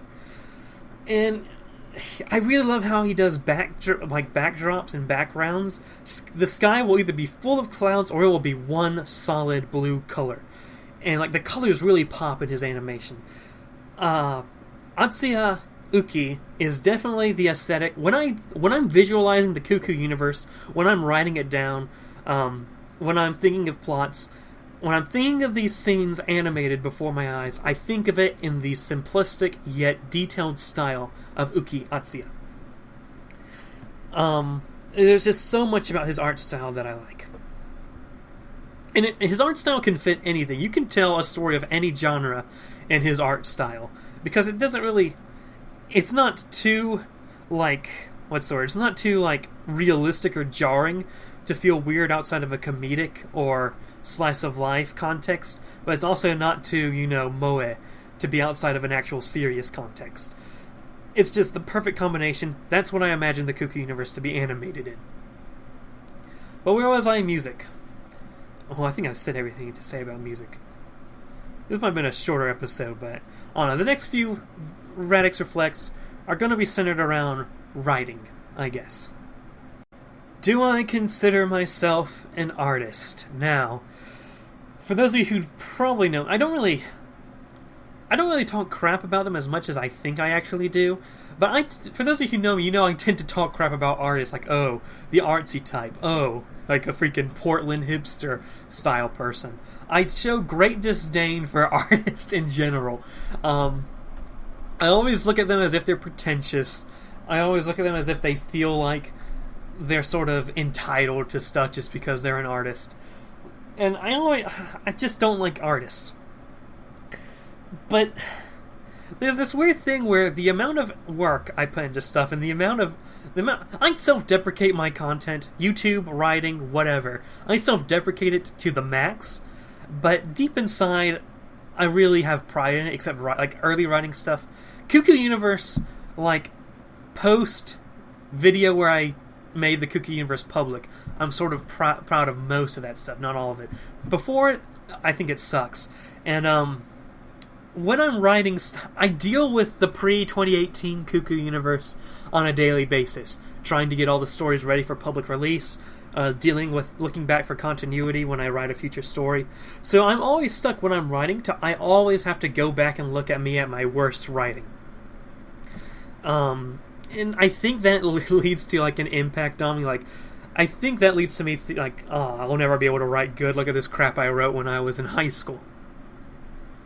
But I don't know, I think if I took a step back and started reading the stories I began to write after I knew I was going to make everything public, it might not be as bad as I thought it would. I think the Dreadcore miniseries that's coming out right now, I have that fully planned out. The only weakness is I think I should have made it longer than 4 issues. Because there are some character development scenes I wanted to include in it that I just didn't have because I have a page limit of 6 pages for each, quote, issue. But see, here I am talking about sort of the production, the behind the scenes of the Cuckoo universe, as if I'm some sort of artist giving a commentary. In YouTube, I definitely have a more artistic philosophy on YouTube. I believe in making content I want to make. I don't believe in making content for the algorithm or making content for popularity. I make it because I think it's what I want to make, it's what I want to see, or it's something I felt needs to be said, or something like that. There's very much a lot of the tropes, I guess you can call it, that you see associated with artists can be found in me when it comes to my writing and YouTube. Well, more to YouTube than my writing, but and it's just history in itself. I'm a historian. History in itself is a sort of art, and there's writing involved with historiography. Being a historian, I don't really have that musical ear, but I am working on the piano, which is sort of an art, and I just don't know. It's I make fun of artists all the time, but at the end of the day, the stuff I do is essentially the same exact thing I don't have this sense of self-importance. I don't have this sense of entitlement. but I do have a sense of what I do matters, at least to me. I won't pretend it matters. I don't pretend it matters to the rest of the world, and I don't pretend it should matter to the rest of the world. But I don't know. In some regards, I guess I sometimes consider myself an artist when it comes to my work. And that I'm dying inside saying that out loud, coming to that realization. But I guess that's just how the cookie crumbles. How did I... And, like, what's the exact opposite of art? That's more of the hard science. Engineering, mathematics, hard science, biology. Guess what I've never been good at? As much as my personality... I think my personality reflects more of a hard science math type dude. I've never done poorly in I've never done worse in a class than I have in math. With the exception of art. I think this is the real problem I have with art. I hate the art community, and I hate how art is judged. The worst class I've ever done in my life is an art class in college. And it was the worst class. It was so subjective. I hated it so much. I'm definitely much more into objective analysis than I am into subjective analysis. At least right now. I might go through some sort of philosophical revolution any day now. But I really hated that class. The worst class I ever done was that art class. But I think you can do good at art in general and do bad at art class. Math and hard sciences, I do terrible at, and I absolutely hate math. I am very deficient when it comes to math. Whenever I have to count anything, just add anything, I always use my fingers. Like, most people my age can do 10 plus 6 without looking at their fingers. Or 2 plus 2, I have to look at my fingers for that crap. Multiplication, I cannot do multiplication without a calculator. I never learned my multiplication tables. It's a mess. I can't do multiplication or division without a calculator, even the small stuff. I always really came close to failing math all the time. And I know there's a stereotype, oh, you're Asian, you're supposed to be good at math. Fool, math is the bane of my existence. I could not do math. Okay, after that little rant against math. And I really respect people who can do math. Like, as I understand it, freaking Lays can do some pretty good math. He got a good... didn't he get a good score on his SAT or something? And he's doing something more technical than I could ever do. It's just math... Oh, man. Let's move this from a rant against math to back to art. But yeah, I really like art. I like self-expression. That's the thing I really like about art the most. Self-expression. What you really see in my YouTube videos, I guess. Not so much...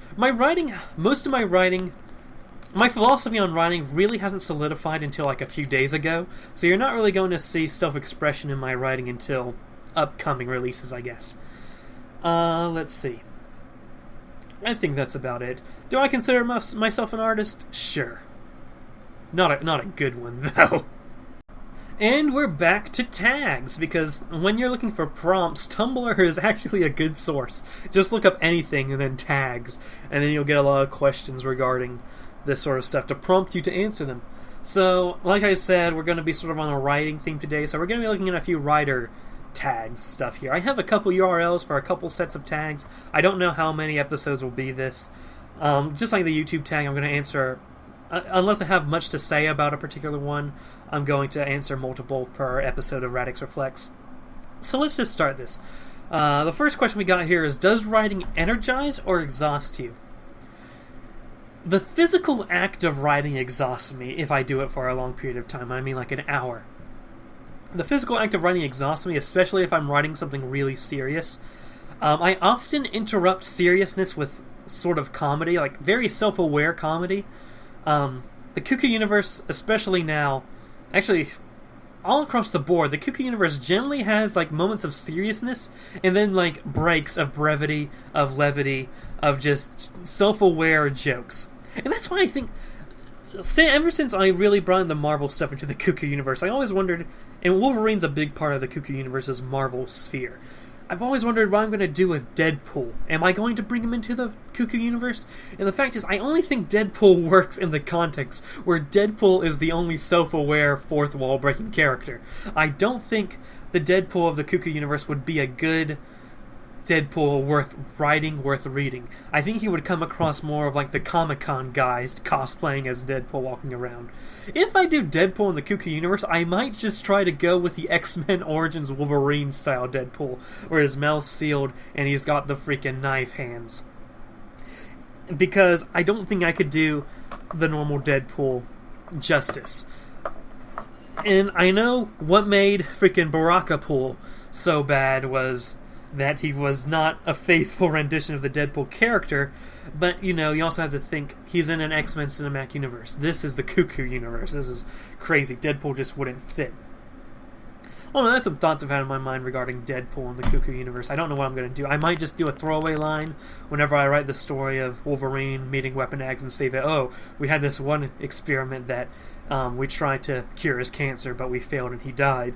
And then, like, just sort of hint at there was a Wade Wilson in the Cuckoo universe. It's just we can't do him justice in the Cuckoo universe, so let's not even bother bringing him in. But back to the question: does writing energize or exhaust you? What energizes me is thinking about writing. Thinking about writing energizes me a lot more than the actual process. I can think of ideas, I can think of plots, I can even outline plots. But when I start to getting into the nitty-gritty writing, that's when I start to get exhausted. So I have to break the scenes of seriousness. Sorry, Jesus Christ. I ate pizza rolls today. When it comes down to actually writing stories, that starts to exhaust me unless I just randomly insert parts of self-awareness. And that's the thing, I can't take the Cuckoo universe too seriously. It's called the Cuckoo universe. It originated from a comic series I made in elementary school based on Batman, where I took advantage of the fact that I could draw the characters, and when you draw something, you can do whatever you want to them. So I'd have characters like unhinge their mouths like snakes to consume sandwiches in one gulp. That happened in Batman number 21, and was hinted at in Civil War number 3. But you know, in a universe where that's canon, I can't take it too seriously. Even though I want to, especially now I want to write more serious stories, I have to input little segments of self-awareness and levity. What's your writing kryptonite, is this question. My writing kryptonite. Slowly but surely, continuity is remember, this is in the theme of the Cuckoo universe. Continuity is slowly becoming my kryptonite, because every story I write has to be in continuity. And, like, there's a story I want to write where the internet goes down for 1 year. It's about this introverted kid who's always on the internet. He has friends on the internet, etc., etc. He lives on the internet. Internet goes, and he sort of shuns people in IRL, but the internet goes down for a year. And then the story's going to be about his transformation without the internet over the course of a year. And then when the internet comes back, he sort of encounters his old friends and see how they've changed as well. And like that's sort of a story I want to tell, but I can't tell that in Earth 1, in the main universe of the Cuckoo universe. I can tell that in the multiverse, but I can't tell that in the main Cuckoo universe, because the internet going down for a year would have implications for the wider context of the story. Continuity, especially when I want to do something with a character, but his previous appearances would be out of character for that. Just continuity is a big anchor at this point in time. But I also take pride in the fact that I have such a large continuity. So there's that. The Cuckoo universe really has been fully developed into a full-on universe, and there's more we can develop on it, but it has a lot there to which I can run several multi-hour streams talking about the timeline, you know? So it is a fully developed universe. I have trouble with writing scenes that only exist to advance the plot. Like, they only exist to... I love writing character development, and I love giving insight to the thoughts of characters and sort of the small little things that will tell you what these characters are like. But sometimes you have to write a scene that's just plot-based so you can get the plot moving. And I really don't like writing those scenes, because when I write those, I feel that I write them very stiffly. I'm sure there's more to my writing kryptonite, but I can't think of anything else right now. Do you use your real name or a pseudonym? Well, I use... Some of my writing was written under my real name. When they're released to the public, they're not going to be under my real name. And then it's been written under the name of Primus Prime 22, and then later Commander Radix. I think I might just create a new name for the writer of the Cuckoo universe, like the Cuckoo Dev or something like that. You don't really call writers devs, do you? That was a bad example. But something like that, so it's consistent throughout like all the files. Like on my continuity annotated documents, sometimes I refer to myself in the third person as Primus, sometimes as Radix. It's just weird. Do you tend to write what you want or what your readers want? I tend to write what I want because I'm at least for a majority of the Cuckoo universe, I'm my only reader. I know Dreadcore reads the Dreadcore miniseries, but beyond that, I'm not entirely sure if anyone's ever read anything that I've put out. And I'm fine with that, but I'm pretty sure, as far as I'm aware, I'm the only one that's read the Cuckoo universe, besides Dreadcore reading Dreadcore. What other writers are you friends with? Am I friends with other writers? Not really. I'm kind of isolated in this sphere. Writing in general seems to be a very introverted hobby, you know. So, I guess some writers get... Well, yeah, there is one... I have one friend in college. A total amount of one friend I've made in college. And he's a writer. He's an English major. And he's actually been writing since he was, like, in kindergarten, too. But the problem is, he actually reads, like, a lot more often than I do, and he reads the classics. He developed his analytical mind. I have my analytical mind. I can critically analyze stuff, but I didn't really start developing that until, like, high school, and then I really didn't solidify it until, like, a year ago. He's had his analytical mind forever. So his writing's so much more better than mine, so much more together. He isn't bound by writing. Everything he writes has to be in one universe, because he didn't make a stupid oath when he was a kindergartner. But yeah, I get a lot of inspiration from him, or at least we develop a synergy with each other when we talk about our writing, because it sort of, you know, inspires. It's sort of like with YouTube, when you have other YouTuber friends you're with and they're making videos, you're inspired to make videos, and so on. Which, by the way, the Lazy Koala podcast was a secret scheme by me. The current second season, it was a scheme by me to get the Lazy Koalas participating in some form of content making again, and with the hopes of that it would seep into their minds that, hey, maybe I could make some videos to sort of supplement my appearances on the podcast. And at the time of recording, Dreadcore has expressed interest in making a video, although he's starting to back away from that. Ultrox is uploading, Nightclub is uploading, Twisted Ambition's uploading. Lay's put out a compilation video of his streams. Cody's editing something. That's new. So I think that experiment has been largely successful for now. Do you prefer to write standalones or series? Now, keep in mind that in the context of my writing, technically anything I write's in a series. Technically, everything I write is in one universe. But I don't think of series as in, like, proper series, like Cuckoo Universe number 4 or something, like things with numbers in it. Versus just sort of one-shot stories. And I have more fun writing one-shot standalone series, but I like the payoff. Did I say standalone series? I mean standalone stories, Jesus Christ. I like writing one-shot standalone stories, but I like the payoff from long-running series that you get with character development and stuff like that.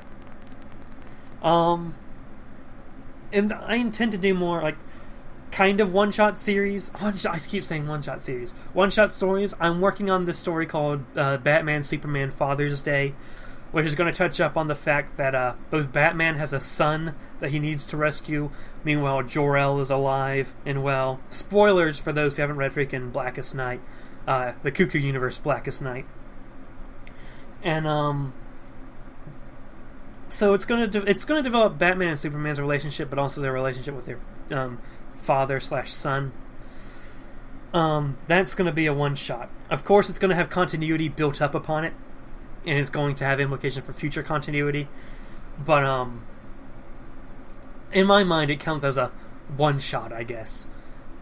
I like writing one-shots. I like writing one-shots that are in the Cuckoo universe but involve original characters that I've never introduced before.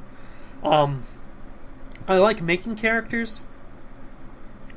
I like developing minor characters I've made. And just giving them their own little one-shots to sort of develop them as characters, I really like the idea of. I haven't done that much, but when I do that, I do like writing it. If you could tell your younger self anything, what would it be? Are you sure this is a writer's tag question? If you could tell this seems like a tag that's like every tag, like just in general. If you could tell your younger self anything, what would it be? I would tell my younger self to stop being... So in the psychology of children, there's the concept of the imaginary audience, and the imaginary audience, and there's another concept, which term I can't remember. But it's basically, children think of themselves as the center of the world. They're the protagonists of their own stories. They think everyone's watching them. And that doesn't mean they're egotistic. Well, I guess by definition, it doesn't mean they have a... It doesn't mean that they're selfish, I guess. And that's what the connotation that comes with egotism. It means that, like, very self-conscious people are egotists. Because they believe that everyone's out to point out their flaws. And so this causes them to be much more timid. I was definitely very self-conscious of stuff when I was a kid. I would tell them, don't worry to be yourself, but also improve yourself. Don't worry to be yourself, but always work to improve yourself. That's what I would say. But that's a very weird question for a writing prompt. For a writer's tag. What is your favorite underappreciated novel? I read a lot when I was in elementary and middle school. When high school came around, I just sort of stopped reading anything that wasn't a comic book. Probably The Door Within, or The Door Within Trilogy, or The Spook's Apprentice. Is that what we call The Spook's Apprentice? Spooks, and this is a series. Spook's Apprentice. Okay, yeah, the English title is The Spook's Apprentice. The American title is The Last Apprentice. Okay, those are underrated. What is your writing spirit animal? What is a writing spirit animal? How am I supposed to answer this? Please explain. What is your writing spirit animal? I'm gonna just skip that question, and I think you guys can forgive me for that. How many unpublished and half-finished books do you have? Well, if by unpublished you mean I never sent to a publisher, everything I've ever written is unpublished. If by unpublished you mean not released to the public, then most of the Cuckoo universe, I think, still hasn't been released to the public at the time of recording. I'm still trying to go through all that, change a few things, like take my names off stuff. There's a lot of cringy stuff in Conquest that I really dread releasing to the public. In fact, I wouldn't be surprised if I chicken out and not actually release Conquest, which is bad because it's the most important section of the Cuckoo universe. Conquest is definitely the mind of a very... There's so much embarrassing about Conquest, from straight up plagiarism, from... Half of Conquest, by the way, was written from my dreams, so a lot of it doesn't make sense. I think the Star Destroyers came from a dream.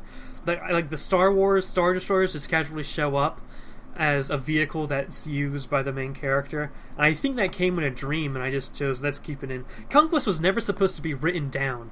Conquest was never supposed to be released to the public, and Conquest was never supposed to be written down. But here we are today. Most of Conquest still isn't written down, but there's a timeline. The beginning of Alexander Pratensis' life has been written down. But everything between then and, like, the modern day hasn't been written down, except with the exception of a timeline. There's proper story and then a timeline. And by proper story, I think the most embarrassing part of the Cuckoo universe is Conquest Volume 1, Broken Promises. Because that's just a volume from the manga Hayate no Gotoku with replaced characters, complete with word-for-word dialogue. Now there's a reason for that. Conquest has a weird history of... a weird conceptual history, a weird and long conceptual history. You would think if you have a long conceptual history, the final product would be good. No. But it started off when I was in middle school, and I was watching this anime called Hayate no Gotoku, or Hayate the Combat Butler, and I remember being frustrated by it. because I like the characters, I like the setting, and I like the world building, but then the plot never progressed beyond your typical harem anime plots, where the guy would walk in on the girl changing and then she would get angry and slap him and blah blah blah. It was just, I remember being so frustrated, like, you have this world and you're doing nothing with it. What you need to do is take the story more seriously, create a foil to Hayate's character. Like, Hayate's full of optimism and skill, but he needs a foil. He needs a sort of dark Hayate, a negative Hayate. Possibly someone who has the same lifestyle, the same upbringing he did, being poor but developing martial arts type skills, just trying to survive when his parents threw him in a tiger cave to get freaking money or whatever. Just have that foil character come in, and then you'd have a good show. Take it more seriously. Really do something with your world. And so the entirety of Conquest originated as a review of an anime I had. Like, take a review, take a paragraph with a point of it saying you need to introduce a foil character, and then that was the original, and never write that review down. It's a very abstract way to start a story, with a review, with a section from a mental review that I never bothered to write. Because around then, me and my sister would write reviews for anime we watched, and show each other our reviews. I would think of review points, and I just never bothered to write down a review for Hayate no Gotoku. That point in that non-written review stayed with me. Later on in life, actually not far later on, come to think of it, still in middle school, I think I have insomnia. I can't sleep. A lot of people can just lay down and fall asleep. I don't really fall asleep until 4 a.m. Now, that doesn't mean I'm like on the computer up until 4 a.m. I mean, I can go to bed at 10 a.m. At 10 p.m., but I will be sitting in my bed just staring at the ceiling until 4 a.m. I never go to bed really any earlier than that. I'm just stuck, just sitting there in the darkness, doing nothing. Just sitting there, doing nothing. I think that's where I get a lot of my patience from, because every night I'm laying there for like 5 hours or whatever. If I go to bed at 11, 11's the golden spot for me to try to go to sleep. So 11 to 12, 12 to 1, 1 to 2, 2 to 3, 5 hours I'm just sitting there doing nothing. So eventually I thought, I have this, I don't want to say creative mind, because you can get that misconstrued with an original mind, but I have a creative mind where I can make stories and ideas, and I thought, let me just tell myself a story. Let me just see if I could world build a universe while I'm just sitting here every night. So I like, okay, what's the plot's gonna be? It's gonna be something basic. A dude tries to take over the world. Okay, the end. So we're going to go through the process, step-by-step process, the characters he meets along the way, blah, blah, blah. Like, okay, I should build up this world. Hey, a few months ago I thought about Hayate the Combat Butler, and how much better it could be with its world building if it had a foil character. We could make that foil character, the foil to Hayate, be the main character of this story where this dude tries to take over the world. And the Hayate character can sort of work as a foil for him instead, since the foil character would now be the main character. So what happened was, like, I'll just say everything in Hayate the Combat Butler up to this point is canon, with the exception of this new foil character introduced, and the story being focused around him. And then I'll just slightly change the character designs in my head, change the name of characters. Hayate became Hagane, so that shows how much creativity I put into that. I really never became good at naming characters until like 2018. Original characters I name have terrible names. White, and it's not like you can look at there's a Vietnamese character named Eri Chi Mao, which isn't a real Vietnamese name. And there's a Chinese name named Hong Cheng, and that's such a basic Chinese name. And it's like, oh, you can't. And then like there are Hispanic names named Juan. And like, oh, you give this basic names to everyone. No, the white people have stupid names too. Frank Julio is a dude. Albert Kirky is a dude. I'm terrible at naming characters up until 2018. Let's see. But yeah, so Conquest started off as, I'll create this dude named Alexander Pratensis, and it'll just be, and remember I'm in middle school, so he's like, oh, he's got to have this Imperial Japanese Navy uniform, and freaking a katana, and he's so cool. And it's like, I want to have him ties with this Assassin's Brotherhood stuff to reveal that, he's the ultimate Mary Sue, who has, this cherished pedigree. But I thought, when would be a good time for assassins to pop up?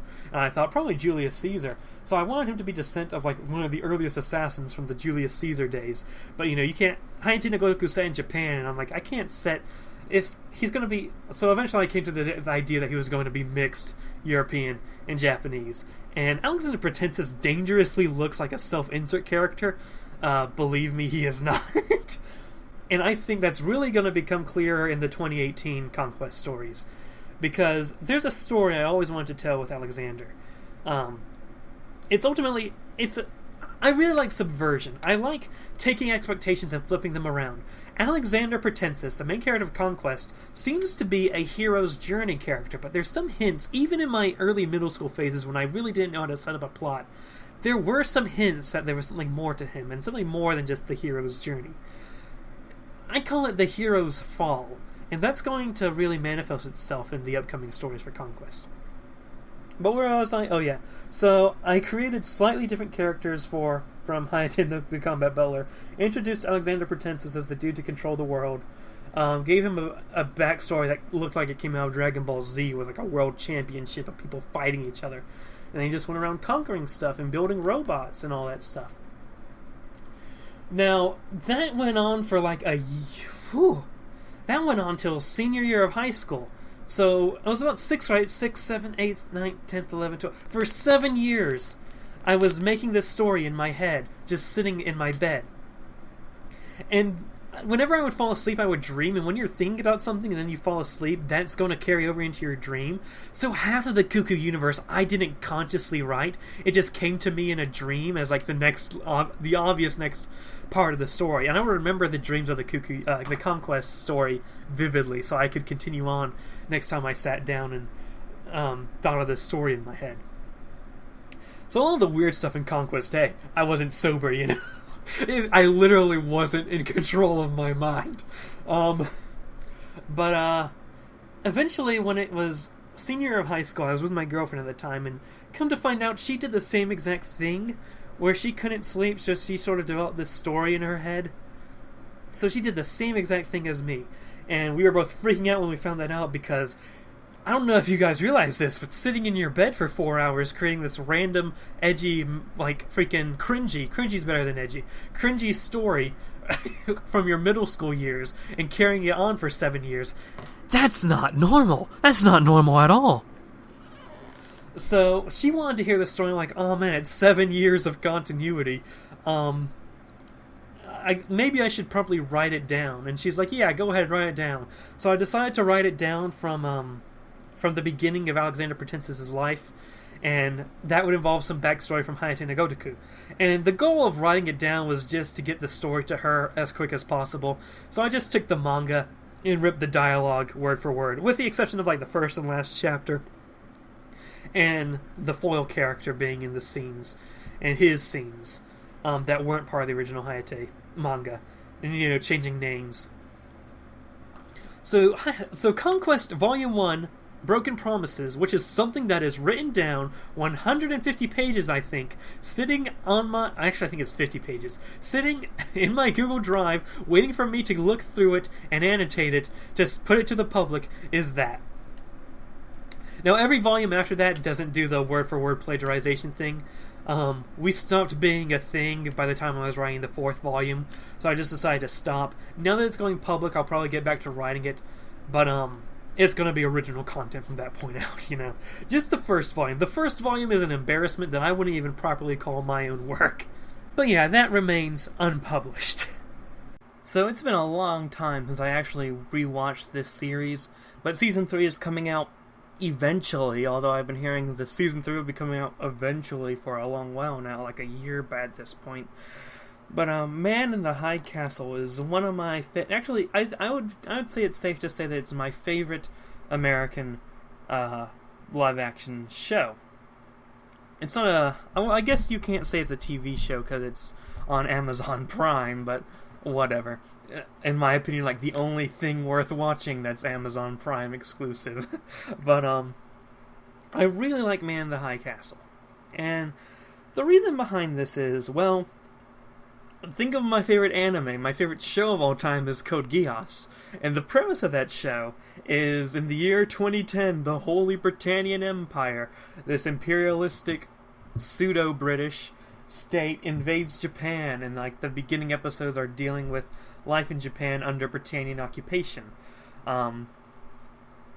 Code Geass definitely, I think you definitely benefit from Code Geass if you're Japanese, where you get the sense of Japanese pride whenever, they're cheering Nippon Banzai and stuff like that. But, I know a lot of Americans like it, but I don't think they have the nationalistic connection, I guess. Man in the High Castle is sort of the American answer to Code Geass in that regard. Where America is split in half, West Coast is under Japanese control, East Coast is under German control, and it just talks about sort of life in the occupied states. And I'm a big fan of invasion literature, I believe it's called, where one country takes over another. That's like one of my favorite genres. You can explore a lot of emotion in that genre, and a lot of philosophies and ideologies in that genre. And what I really like about that genre, especially when the genre is done right. Well, let's rewind to Code Geass. Code Geass is like any other mecha anime in how they present its characters. In mecha anime, you typically have a lot of characters with at least two countries at war with each other. Oftentimes there's more than just two countries, but you have all these factions, all these people. But the thing is, very rarely, even though one side might be the protagonist side, and one side might be the antagonist side, because someone lives in the country that's considered the antagonist country, just because of that, they're not considered evil. Like, what I see a lot in war stories is there's this one country. Well, in American war stories, there's country A and country B. And country A is good, country B is bad. Country A has all the good soldiers that are out there doing good things. Country B has all the bad soldiers who are like burning down villages and stuff like that. That's what I typically see in American war media. War is portrayed very differently, I'd say, in Japanese media. War really highlights that on both sides of war there are heroes and there are villains. You can have someone on the good guy, quote, good guy side who casually nukes an entire city. Or you could have a person on the bad guy side who might be like tough as nails type of person who's just, sort of jerkish, but like over time they learn to become nicer.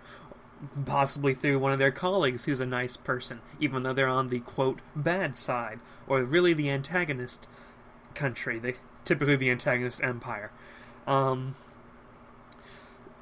So really, it's American war media, I tend to see, does a black versus white mentality, or philosophy, or morality, while Japanese war media does gray versus gray. There's good and bad on both sides. Another thing is how war is portrayed in general. In American media, I typically see war portrayed as some sort of necessary evil at the worst. At the best, war is portrayed sort of as this glorious fight. There's definitely a cause behind the fight, and everyone won't forget the cause. Japanese war media, the cause tends to be kind of, watered down. The cause doesn't take as much of a position in the story as it will in American war media. And in Japanese war media, it's about war is looked through very much an anti-war lens. War is seen as suffering, tragedy, and sure, there might be battles that they win, and it's a glorious win, I guess, but they're like all tired after it, and they've taken some losses. The war isn't seen as glorious. Japanese war media, I think, tends to be much more anti-war than American war stories tend to be. Now, why is this? I think the main reason how wars are portrayed in Japanese fiction and how wars are portrayed in American fiction, the main reason they are so different is because America and Japan had a very different experience of World War II. World War II is, of course, like the most... I was just about to try to introduce World War II. Like, for those of you who don't know, World War II is yada, yada, yada. I don't want to do that, Jesus Christ. I'm not going to insult your intelligence that much. But World War II, Japan being an Axis power and America being an Allied power, Japan being on the front lines and facing, like, the front line of the war, from Japan's perspective, at some points was as far out as India and Papua New Guinea, and then at some points as close to home as air raids on Tokyo, on the capital itself, the heart and soul of Japan. The war, they can get that angle of, the war is far away, we don't need to worry about it mentality, but they can also get the angle of, okay, the war is right at our doorstep now. They can, what they learned from World War II is you can fight a war, do the very best you can, and still lose. Also, they don't tend to villainize the people who lose the war, aka, typically in a story you want the good guys to win the war, because that's just how plots generally work. However, Japan understands that just because you lost a war doesn't mean you're a bad guy. Because when they think of Japanese soldiers from World War II, they think of their grandparents, they think of their great-grandparents, they think of the old man running the candy store on the next street over, who, is always cheerful and smiley, and sure, there might be some jerkish people. There is certainly a general anti-soldier sentiment in some parts of Japan, unlike, in American war media, it's definitely much more pro-soldiers. Japan is much more open to the idea of, quote, good guys being war criminals. So, they experience World War II very differently. They've become very jaded when it comes to war. The Japanese philosophy on war, from like the beginning of time regarding Japanese history up till 1945, is roughly the same. War is the greatest thing you can amount to. You win glory through war. 1945, from that point onward, war becomes like this shameful thing that you really don't want to deal with. A strong anti-war bias, I guess, in Japanese culture. In American culture, however, the most significant war, they won. And not only did they win, but most of the population of the country didn't see people blow up into pieces in front of them. Meanwhile, in Japan, say you're like some sort of school teacher or like a civilian, like construction worker in Tokyo. Oh, here comes the air raid sirens. Oh, gotta go to the bunkers. Oh, your house is bombed now. And then for Americans, like, oh, we're at war. We're seeing all these propaganda videos saying, hey, we just took Normandy. Hey, we just pushed past, we just liberated freaking the Netherlands or whatever. We took Paris back. And so they're going to come out with a zeitgeist of war being sort of like a, yeah, look how great we are. We just kicked Germany all the way across Western Europe. We just kicked Japan across the Pacific Ocean. We're the best. We can't lose. Well, again, Japan has this philosophy of, if you're going to start a war, even if it looks like you're going to win, be prepared to lose everything. And, Japan doesn't tend to villainize the other side, because the other side in World War II is now its strongest ally. They can't really set up this narrative that the Americans were these complete evil monsters that were committing war crimes across the Pacific, when you have American soldiers stationed in your backyard, and you're relying on that country for defense. Americans can, portray Germans as heartless monsters. They can portray the Japanese as heartless monsters because the war was elsewhere. You can sort of otherize the enemy. You can't really do that in Japan with their history and culture and the current state of the country. So that goes down to why I think Japanese and American media portray war very differently. Here's why I like Man in the High Castle. Man in the High Castle is an American production, but its philosophy on war is very much in vain to the Japanese philosophy on war and invasions and government and stuff like that. Sure, there are Nazis in Man in the High Castle, but that doesn't mean you absolutely hate every single Nazi character. John Smith is a very intricate character that has multiple levels to him. I think John Smith represents the worst Americans can be, but I also think he's sort of going to have some sort of redemption arc. The Japanese aren't all evil. In fact, I would say, like, the straight-up evil characters, like, no redeeming qualities whatsoever, full-on evil characters, there aren't many of them in Man in the High Castle. And you think, oh, it's about Americans living in occupied America, with Germany and Japan splitting it. The Jews are all dead. What do you mean there are hardly any evil characters? Well, there's Adolf Hitler. I guess that counts as an evil character. There's Heinrich Himmler, but Heinrich Himmler is a bit interesting because Heinrich Himmler, juxtaposed against the Chancellor who succeeds Hitler, it seems very calm and moderate. And I say calm and moderate, I guess the last thing we see of him is him giving a freaking Hitler-style speech to the Volkshalle. But it's just very interesting. And even the Chancellor that succeeds Hitler, whose name I can't remember to save my life, his evil isn't like, he doesn't walk in and say, yo, screw the Jews, am I right? Haha, master race. Like, no. When we're introduced to him, we're introduced to him as the father of this other, more complex, nuanced character. And, like, we want to like him. But then just, we see his descent slowly into madness, and we realize, like, oh god, this dude might be worse than Hitler. Like, it's... No, I guess that's what it comes down to. No character is simple in Man in the High Castle. Every single character has nuance to them. And I think that's something that's lost in a lot of American war media, especially regarding World War II. The loss of nuance. It's so easy to completely villainize people. Make a generic German soldier in World War II just be casually killing prisoners, burning civilian towns, and just, going around like, haha, let's kill the Jews, guys. It's very easy to write that. But it's more... There's more payoff in writing nuanced characters on each side. Man in the High Castle isn't one-sided. My favorite character in the entire show is a dude named, is he a captain? I can't remember. It's been a while since I watched it, but his name's Kido. He's a Japanese, not just Japanese officer, a Kempeitai officer. And if you know your World War II history, the Kempeitai are like, they're freaking crazy. The Kempeitai gets pretty involved in stuff, let's put it like that. The Kempeitai, I guess it's their equivalent of like the German Gestapo or something like that. But he is so nuanced. I really like Kido. Also, Kido reminds me of one of my commanding officers when I was in ROTC, so there's that too.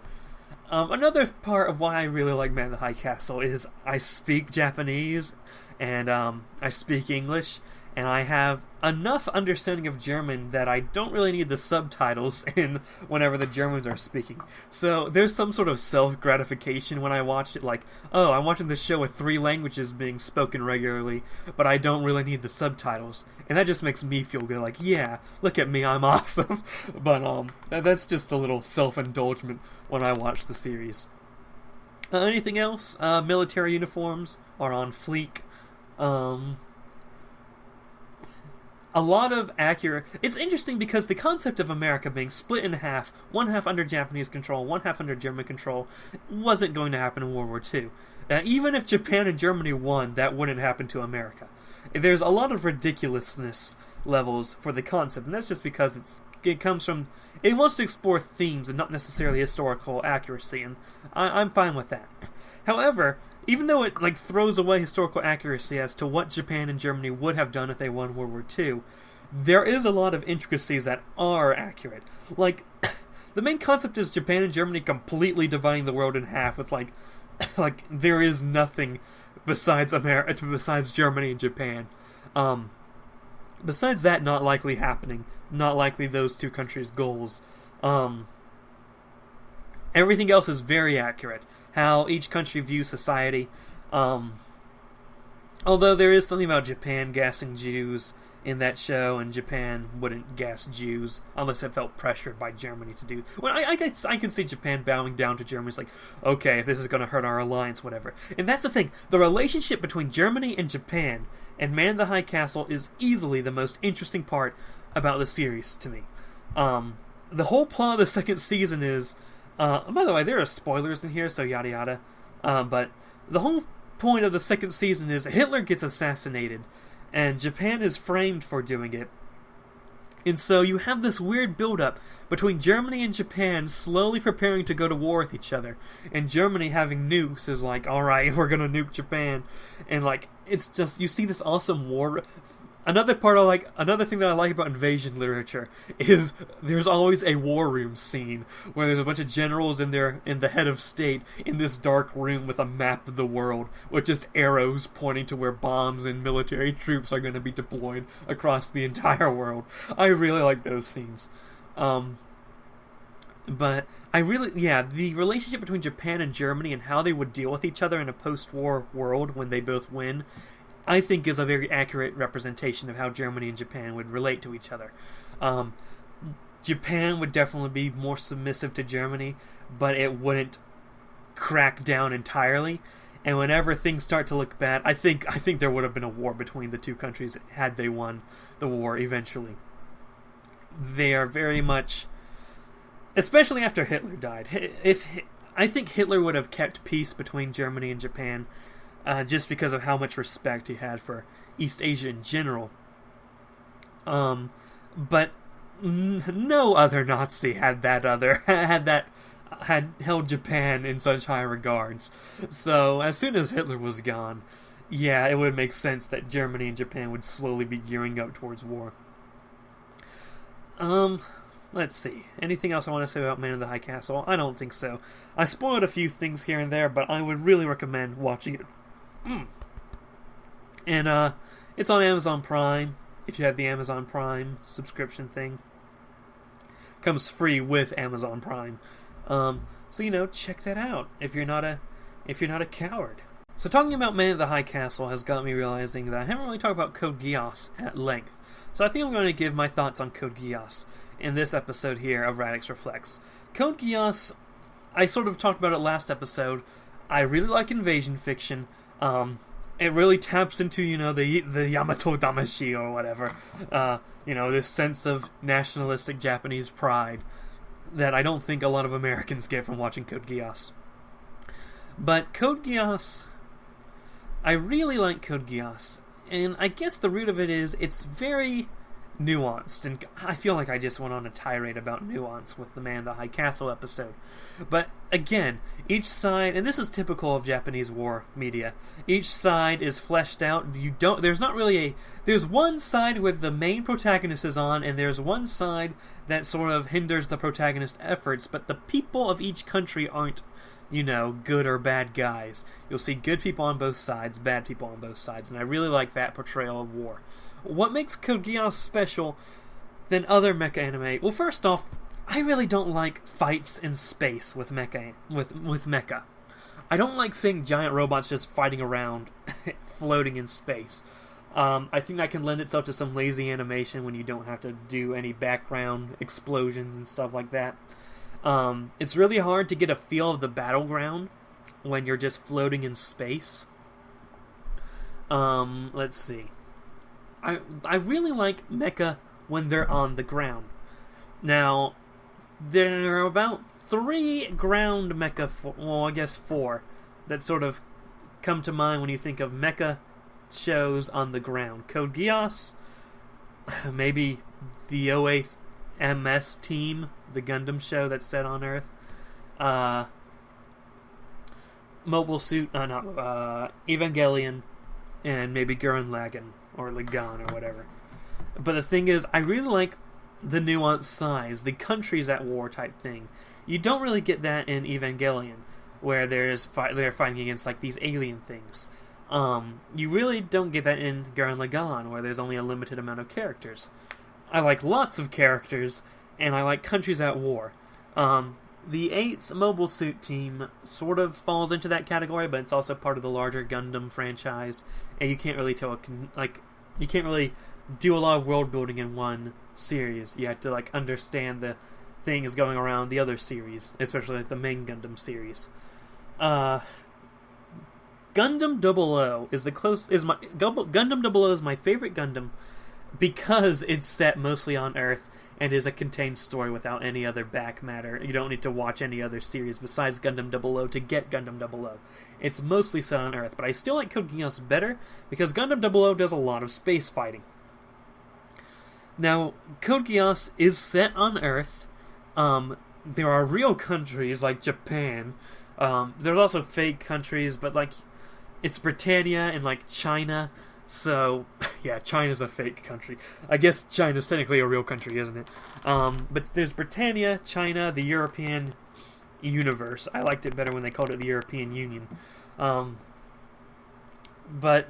having it grounded with real countries besides Britannia, but how fake is Britannia when it's Britain? Although it's really America when you actually look into the lore. But, because the Americans lost the American War of Independence, and then so the American continent stayed in British hands. Then Napoleon won the Napoleonic Wars, took over Great Britain. The British royal family fled to America, and then started up Britannia there. So, for all intents and purposes, Britannia is the United States with the British royal family. Well, let's see. The battlefields are real places. You really get a sense of battles with Code Geass. You really can understand military strategy with Code Geass. If you pay attention to Code Geass, you'll get a good idea of where different cities are in Japan just through Code Geass alone, like Kagoshima and Narita and freaking Kyoto or whatever. The battles take place at real places. It feels much more grounded. Even though the character designs are out there, the mecha designs are sort of weird, it feels more grounded in realistic themes, realistic places, I guess. Although, that's also kind of a joke when you have stuff like Sakura Dai and these magical power. The freaking Geass in the concept itself is weird. I don't really like the mystical side of Code Geass. I like the more grounded militaristic realism of Code Geass. Let's see, anything else I want to say about Code Geass?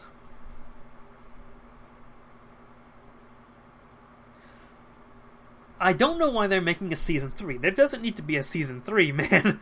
Season 2 ended on such a high note. Season 2 of Code Geass is famous for being one of the best anime endings of all time. And they're like, alright, 10th year anniversary, let's make Season 3. No, you can't just make Season 3 when you gave Season 2 such a proper conclusion.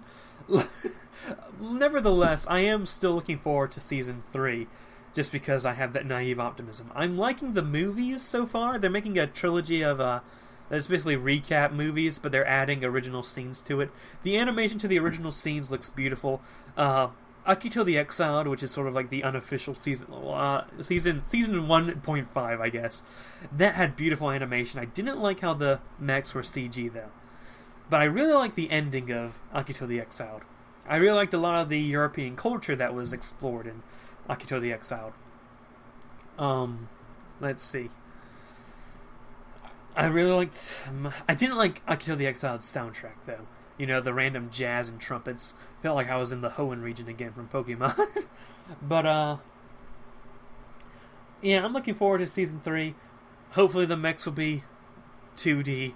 Hopefully it ends just as... You know it's not going to end as well as freaking Season 2 did. But, yeah. Definitely my favorite anime. Definitely recommend checking it out. A lot of it can be jarring, especially the character designs, but I think if you can look past that, it's definitely my favorite anime.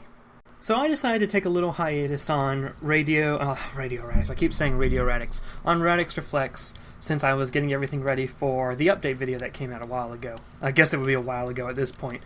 But I decided I'd try a new thing where whenever a topic idea popped up in my head for Radix Reflects, I wrote it down on a notepad file on my phone. So now that I've had some time to assemble some topics, I'm going to be, wiping them all out, trying to talk about all the topics idea I have. So I definitely was more passionate about these topics when I wrote them down, and now I don't really know exactly what I wanted to talk about. I don't even know the context as to why I thought of this topic idea, or the upcoming topic idea. So let's see what we got. the Spider-Man trilogy. 2 isn't that good, 3 isn't that bad. I can't remember why all of a sudden in my head the Sam Raimi Spider-Man trilogy and how I disagree with the common consensus over the trilogy came into my head. But here we are, so let's talk about the Spider-Man trilogy from Sam Raimi. I was thinking about this earlier, and I don't exactly remember when I watched the first Spider-Man movie. I know I definitely knew about Spider-Man in kindergarten at least, but I remember being older than most people should be when they're introduced to Spider-Man. So those two kind of contradict each other, so I'm not sure about the timeline here. It's like a writer wrote my backstory, but then it was multiple writers and one writer didn't hear the obscure story where I learned about Spider-Man in this story. So here's a new story where he writes the origin of how I discovered Spider-Man. But whatever. I don't know my age. I don't know the year. Had to be before kindergarten, probably. But I did not know what Spider-Man was. My first superhero I knew was Batman from the Tim Burton Batman. We watched it on tape. We went to some point, which is like a thrift store. I don't know if that's like a South exclusive thing or North Carolina exclusive thing. Let me Google real quick, just in case there are across the world and I just sound like an idiot. Okay, not only does that thrift store isn't a worldwide chain, that thrift store is like isolated to only my location.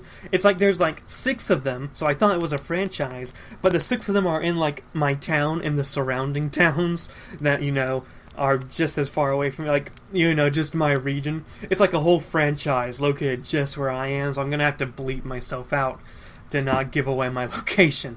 But whatever. Went to the thrift store. I saw the Batman symbol. I had known Batman. Well, I guess the Batman movie wasn't my introduction to Batman then. I think my introduction to Batman was an animated series. I'm not sure which animated series, though. Maybe the DC Animated Universe Batman animated series. But, so why did I start talking about because Tim Burton's Batman was the first superhero movie I ever watched on tape. This was before DVDs were a thing. And then I figured out about Superman at some point, but I did not know who Spider-Man was. I did not know what Marvel was for a long time. I only thought that the only superheroes out there were DC, Batman, and Superman, and that's it. So at some point, my family rents the first Spider-Man movie from Blockbuster, so that on tape. So that I'm really dating myself here. We rented the tape from Blockbuster. But there was a time in my life where I spent a lot of time at my dad's office, like just because my family couldn't, have me be with anyone else. They didn't want me to be with a babysitter for various reasons. And I wouldn't want to be with a babysitter. They took me to the office, and I would be sitting in their office for, like freaking 9 a.m. to about like 2 a.m. I was there forever. They work hours that look like your average Japanese person hours, and not your average American person's hours. But, so yeah, like freaking 9 to 2 a.m. or whatever. But I would be staying in a room and I'd be bored. So at some point they rented Spider-Man on VHS, and they told me to watch it. And I think my dad rented it and let me watch it, which most of the movies he watches are like, or at least at that point were like martial arts movies or Western movies, and I didn't care for either of them, which is ironic considering that I'm a black belt in a person studying history. You would think I would be into martial arts movies and Westerns. I'm really not. But, so I was expecting this Spider-Man movie to be boring. So I, put in Spider-Man, I sit down, put into the VCR, sit down, and it comes up, and there's the Spider-Man movie. And the beginning was boring, because I was a kid with a low attention span, but once the dude was in the red and blue uniform, I'm like, oh hey, this is like one of those Supermans. And that's how I was introduced to Spider-Man. And eventually I watched Spider-Man 2 and Spider-Man 3. By the time I was watching Spider-Man 2 and 3, DVDs had come along. So, and eventually I got the Spider-Man 1 DVD too. I think I got 1 and 2 in like a 2-set pack thing. But yeah, the modern... I like the Sam Raimi Spider-Man trilogy. When I think Spider-Man, I think that trilogy. When I think Peter Parker in my head, I'm thinking of Tobey Maguire. I went for a long time never reading a Spider-Man comic. In fact, I think I've only read a few Spider-Man comics from the 60s, and then Spider-Man appears in some Marvel books I own and have read, like Civil War, and he shows up in a lot of the early Moon Knight stuff. But I never watched the Amazing Spider-Man 2 films. I never watched them. I have watched Spider-Man Homecoming and Civil War and Infinity War that has the MCU Spider-Man in it.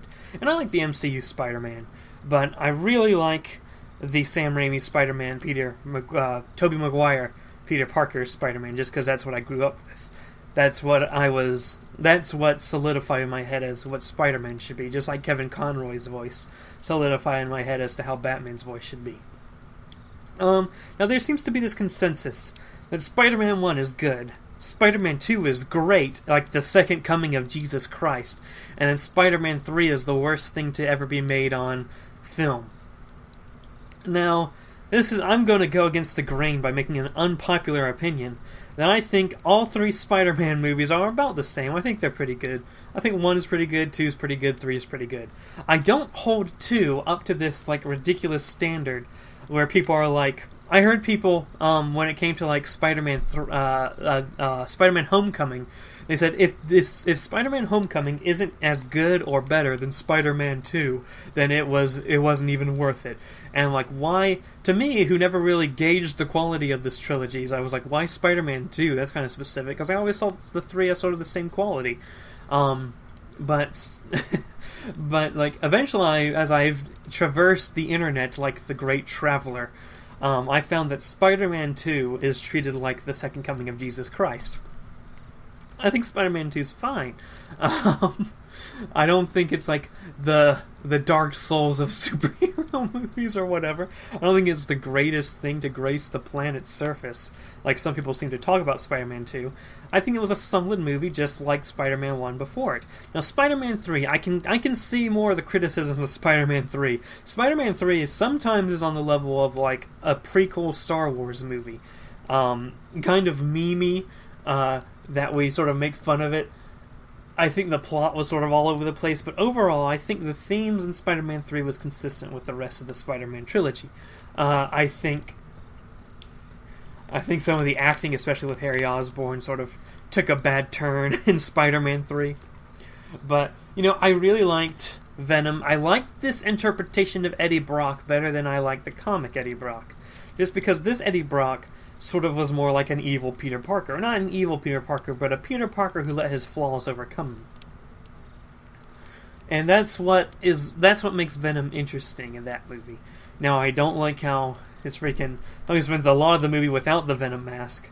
I know a lot of people don't like the contrivance of having Sandman be Uncle Ben's killer, but I was okay with that. But again, keep in mind that I'm not exactly the most solid Spider-Man fan. All I've seen are the movies. Plus a few single issues here and there about Spider-Man.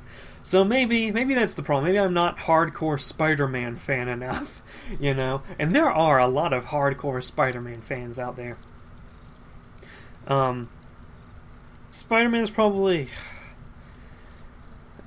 Back when I only knew Batman, Superman, and Spider-Man was probably my second favorite hero.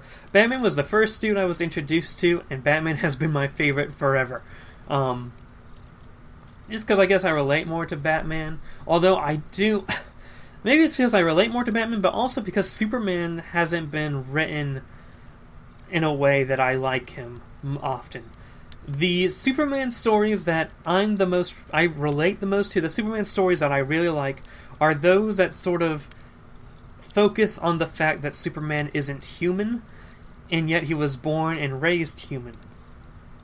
Where Superman sort of serves as this bridge between the Kryptonian and human worlds, and how he has this attachment to both the humans because they raised him, and this attachment to Krypton and Kryptonian culture because, you know, those were his ancestors. And he sort of wants to keep his own culture alive, seeing as he's the last Kryptonian.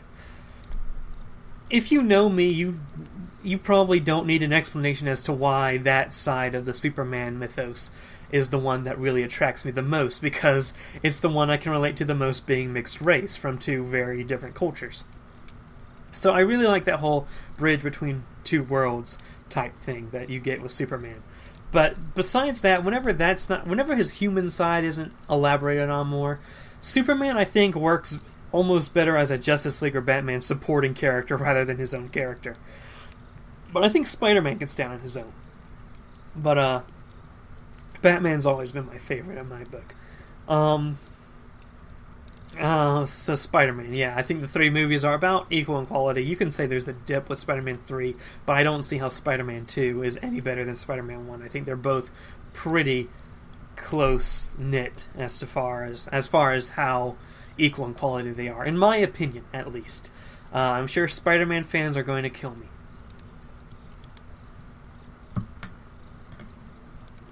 Also, I want you to count how many times my voice cracked this episode. Jesus Christ. My sleep schedule is ruined, is what I wrote down next on the list.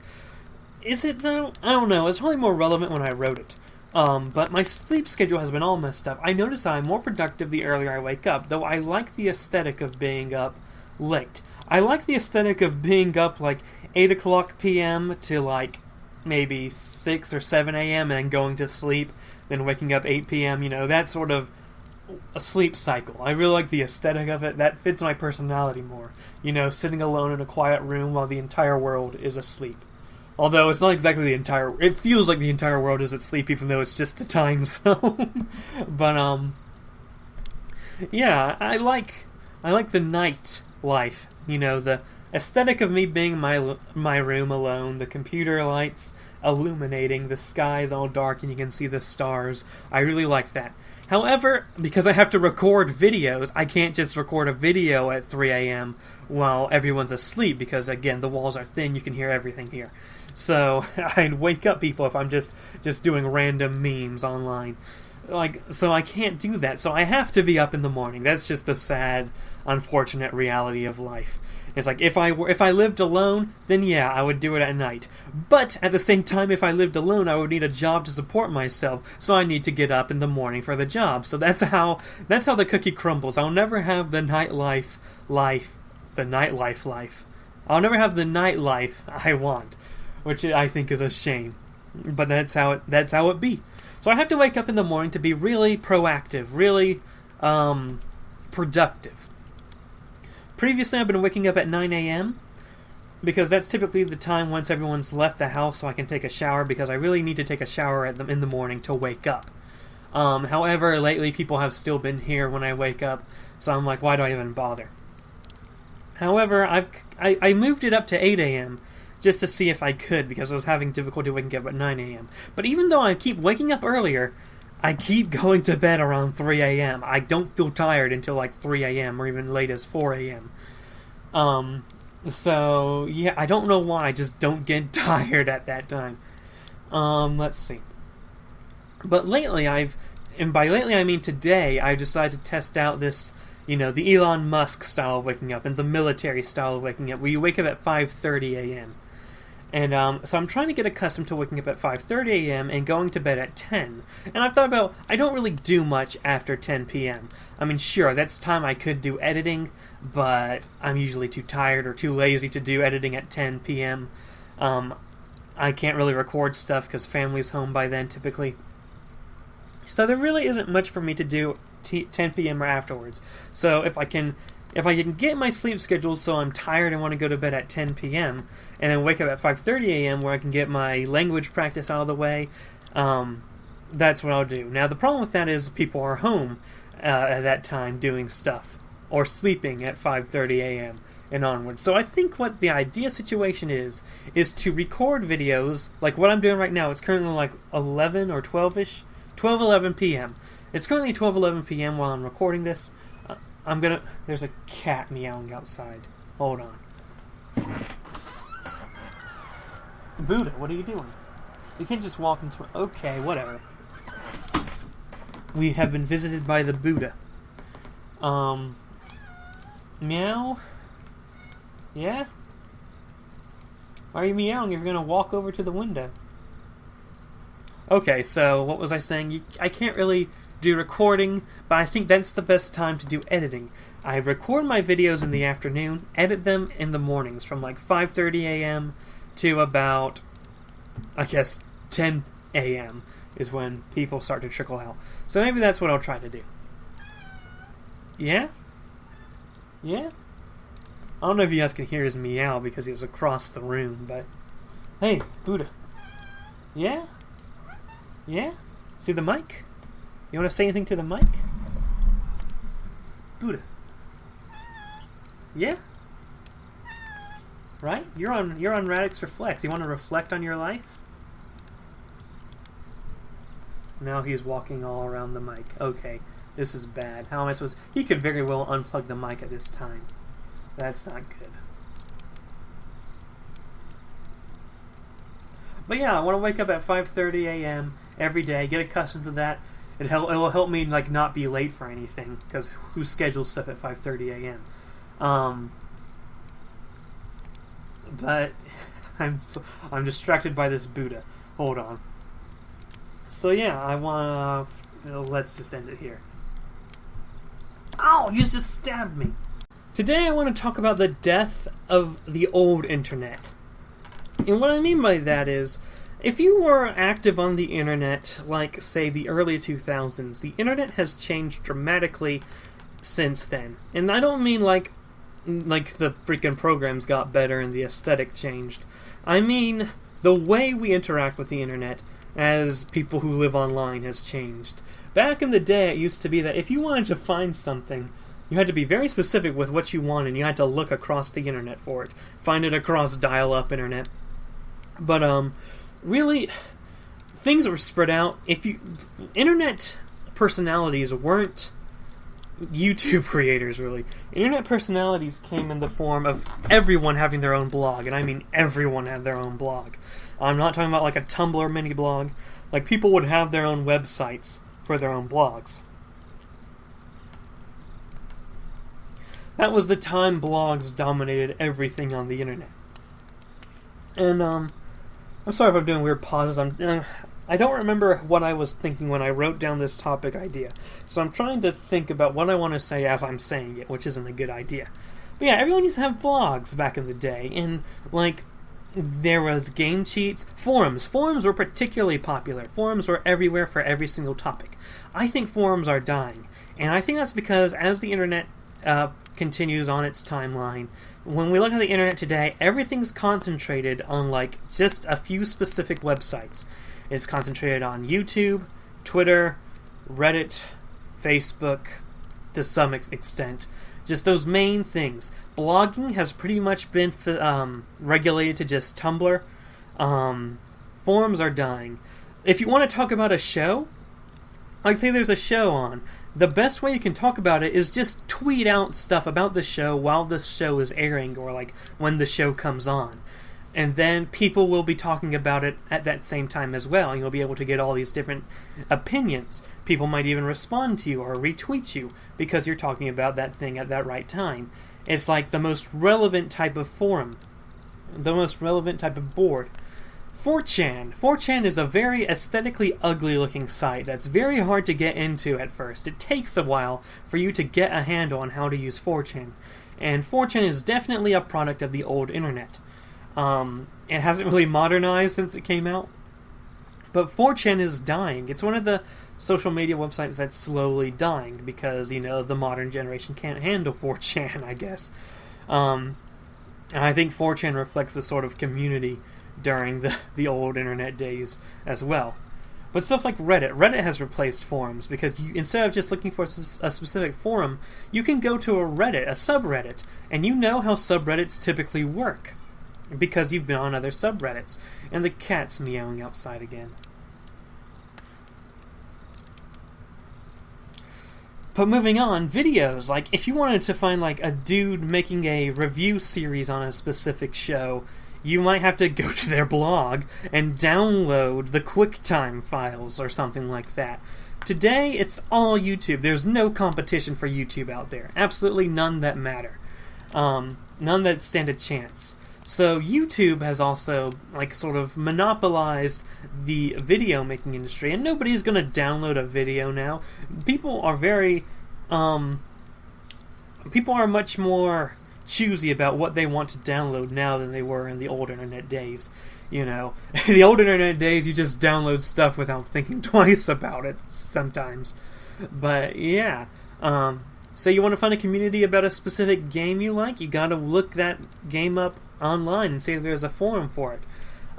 There wasn't really a good YouTube scene then. Tutorials, you got to find a board or like a tutorial type thing that's not in video form typically. Just the old internet was very, very different from the current internet. And I think I like the old internet better than I like the current internet. Because the current internet is much too reliant on it's centralized around specific websites, and I don't really like centralizations that much. That's why I have channels all over the place. I like the sort of empire mentality of having several different things going on at once. It means the people who have brain cells to go on a proper search can find stuff they want, instead of having idiots just easily find your stuff at once, all centralized. So yeah, I'm not really a fan of the centralization of the internet that's happening. It allows different communities to develop when you're spread out. It allows, like, so much of for example, the Transformers fan community. So much of them, it's almost a monolith at this point, because they all share the same opinions, have the same memes, whatever. That's because it's been centered around specific websites. The Transformers Wiki, TFW 2005 and Sabertron sort of stand as like old style forums, but YouTube. If more people did YouTube on Transformers besides just the toys, YouTube would be a major location. And you see that a lot with how Diamond Bolt's community developed. And to an extent how my community developed when I was doing Transformers stuff. So, all in all, I think it's better when people are spread out. It prevents the creation of toxic fandoms when instead you have subgroups of, like, the fandom is not unified and you have different people who can have different opinions. Not one company has all the power in the case of Google and Twitter. Your voice has a higher chance of being heard, almost paradoxically, because people can find your videos because they're looking for videos like yours instead of on YouTube where they're just following the algorithm. I don't know, I just have a lot of thoughts that I apparently can't put into words well about the old internet. And I sort of miss the old internet. That's sort of why 4chan's one of my more favorite social media. Is it really social media if you're anonymous? One of my favorite, I guess, image boards. I like image boards because they're like sort of the last glimpse into the old internet. And I sort of miss that old internet. I like the speed of today's internet. I like how HTML design has gotten better in the new internet. But I miss the mentality of the old internet. This sort of ties into what I was talking about on the last Radix Reflects, and that's the concept of a community. Specifically my disdain for certain communities, not because they exist, but because they feel the need to be in a, quote, community. I think the word community has been overused and is applied to any sort of grouping of people. Even if they have nothing to do with each other, people will call them a community. That's not what a community is. The Lazy Koalas is a community. We do the same stuff together. We know what's up with each other, you know. And I would consider our fan bases sort of part of that community as well, because they know us, they know what's up, etc., etc. That's a good example of a community. Fan bases, let's take fan base at its root, and the fan base is just people who watch stuff. Or not necessarily just watch, but people who consume something to be a fan of it.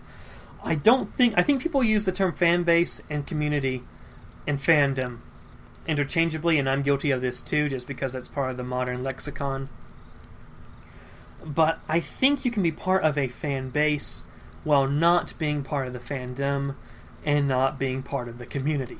In fact, that's how I look at my perspective on Transformers. I'm a fan of Transformers, which makes me a part of the fan base, but I don't associate myself with any other Transformer fans in a unified group about Transformers. I'm not part of a fandom, and I'm not part of a Transformers fan community. And I think a lot of people think, oh, I like this show, that means I have to get involved with the community. You don't have to do that. You don't have to be in a community. Don't feel the need to join a community because you meet the base qualifications for it. Now, the big one that comes into mind are when people bring up the LGBT community, or communities by race, like, the white community, the black community, the Asian community. And I'm guilty of using these terminologies as well, but again, it's just because it's part of the modern lexicon. Here I am, I'm going to be using some critical theory to break down the linguistics of this. And that is, people use those terms, LGBT community, black community, just to describe a demographic. And, sort of, the linguistic theory, what we say becomes reality. Because we call out the community, those groups enter communities and start to operate better as a community. The LGBT community has a certain... The point I'm trying to get across here is that just because you like having sexual relations with the person of your same gender, that does not mean you support freaking a stronger social welfare state, It doesn't... Your orientation shouldn't determine your economic policy. And what I mean is, the LGBT community is highly linked to, sort of left-wing politics, particularly the Democratic Party in the context of the United States. And I'm not saying I'm not saying if you're gay you shouldn't be Democrat. That's not what I'm saying. I'm saying that you shouldn't feel pressured by the community to... How do I want to word this?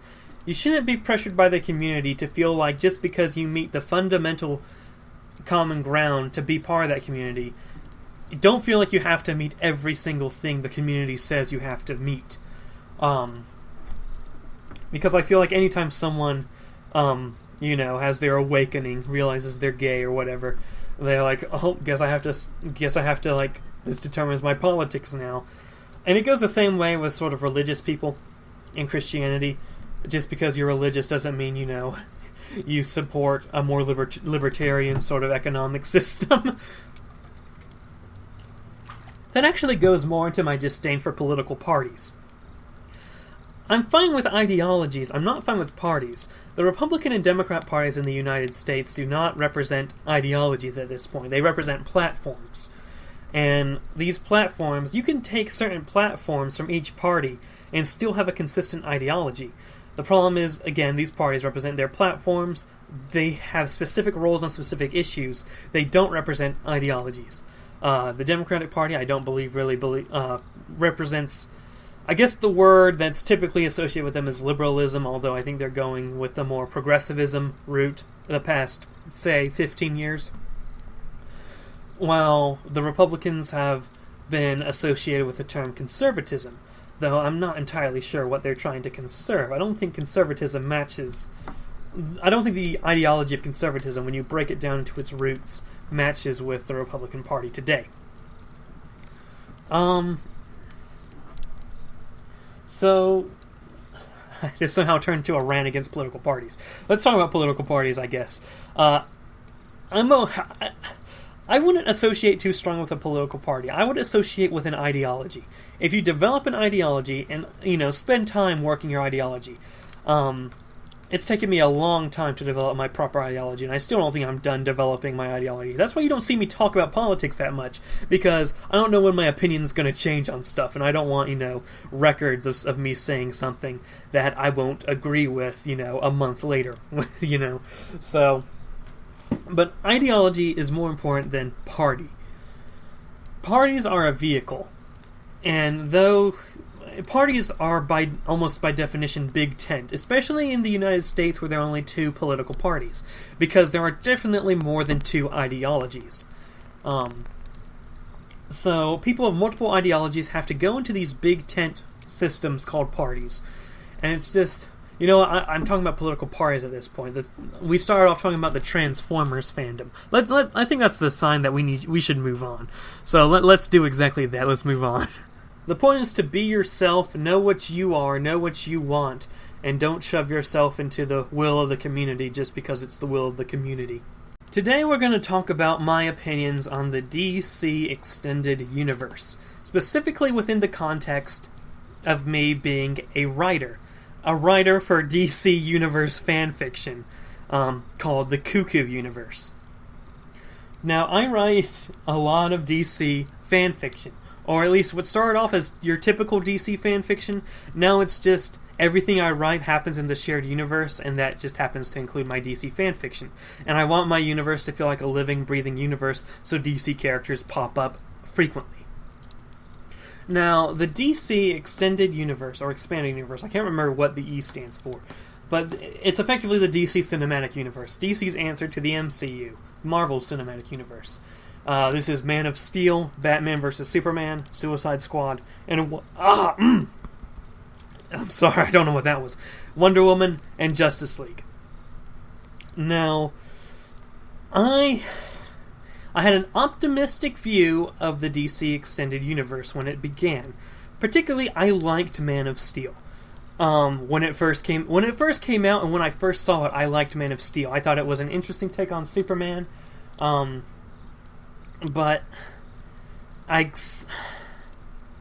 when I went to rewatch Man of Steel, I realized, Jesus Christ, this goes on forever.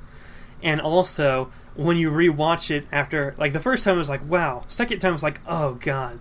Like, this is so long, and you start to realize that there aren't real themes that should be associated with the Superman character in Man of Steel.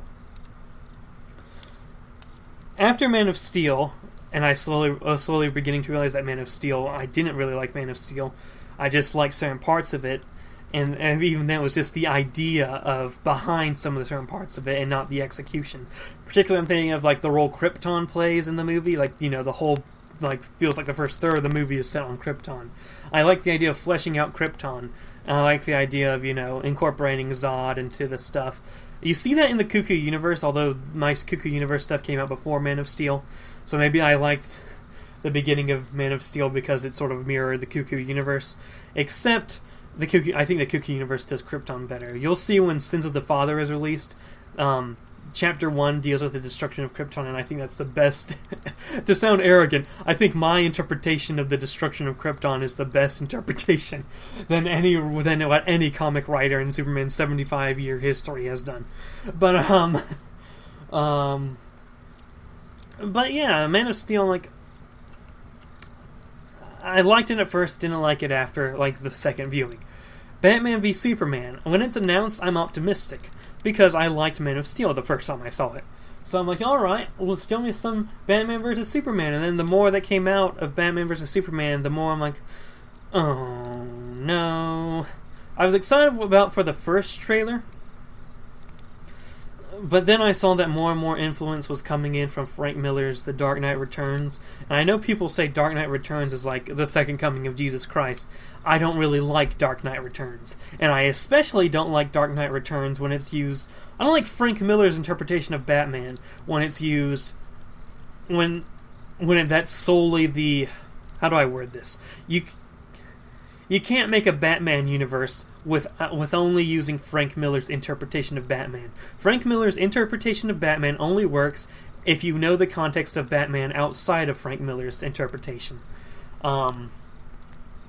That might be a topic for another day.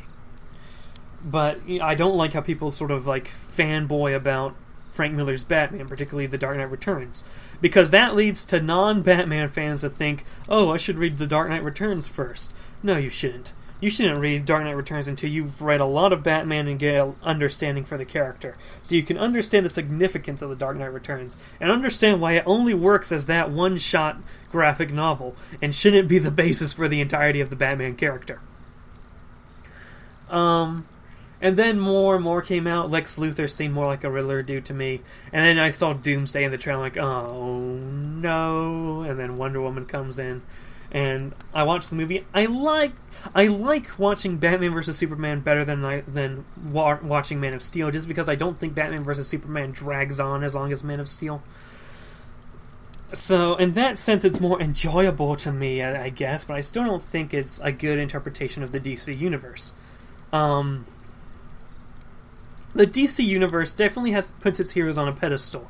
They're definitely sort of gods among men, as opposed to Marvel's world outside your window take. If you read the Cuckoo universe, at least at this point in time, the Justice League is like spoken about by everyone, but you hardly ever see it because the Justice League is disbanded. But people know when you're talking about the Justice League, you're talking about those superheroes in the Cuckoo universe. So the Cuckoo universe Justice League is almost... I'm trying to write it sort of like God. It's an unseen force that may or may not actually exist, since in the Cuckoo universe at that time, the Justice League doesn't exist anymore. Yet people are still talking about it as if they're like the top dog. Meanwhile, you have the Avengers, who are actually around doing stuff on the ground level, but people treat them as rookies, people treat them as jokes in the Cuckoo universe. That's because the Avengers haven't really proved themselves yet, despite stopping Loki's invasion in the Avengers miniseries, and despite going toe-to-toe with Megatron in Transformers Retreat. So, I really wanted to illustrate that difference between Justice League and the Avengers in the Cuckoo universe. The DC Extended Universe tries to be hyper-realistic with their DC characters, and that's not what they're meant to be. Now, I'm not saying they're supposed to be like bombastic, Adam West type stuff, but I'm saying, like, it's just too dark and realistic, and that's a weird thing coming from me when my favorite stuff to write is dark and realistic, or really weirdly out there and esoteric, but, what a range, but, it just seems like, again, it seems like the interpretation, particularly Zack Snyder has for these characters, is from, like, spectacular one-shots, like The Dark Knight Returns, and he understands it from that, but doesn't understand the actual characters outside of that context. Suicide Squad, I actually like Suicide Squad, okay? I thought it was mindless fun. I don't think it was smart, and I don't think it was trying to say anything. I thought the CG was bad, but I thought it was fun to watch. Besides what I just said, I don't really have anything bad to say about Suicide Squad. I don't like its interpretations of, like, some characters. And that's the overall theme. The overall bad thing I think the DC Extended Universe does is it isn't a faithful interpretation of the characters. And it's like, oh, but it's the big screen, it's the movies, you have to make changes. Make changes like the Marvel Cinematic Universe. Like, Thor in the comics, at least at the time, was nothing like Thor when he showed up in the Thor movie.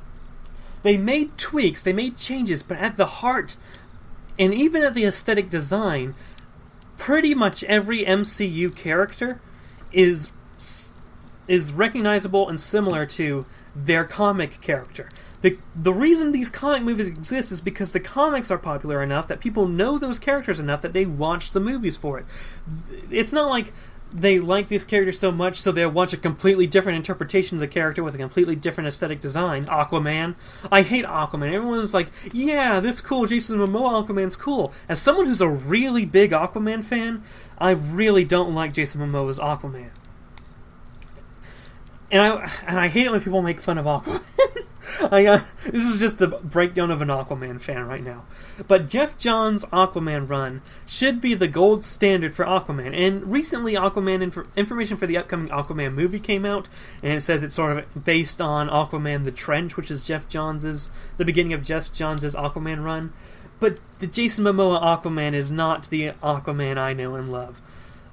He doesn't look human. Obviously he's a human, but he doesn't...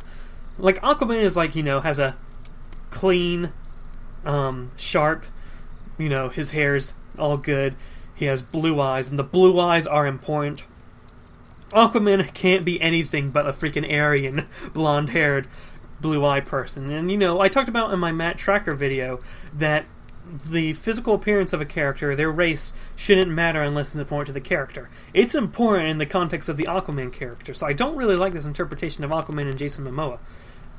the Aquaman story, the thing with Aquaman is he's half Atlantean, but he looks human, so when he comes to Atlantis, the people don't accept him because, one, he grew up on the surface world, and two, he looks more human than Atlantean.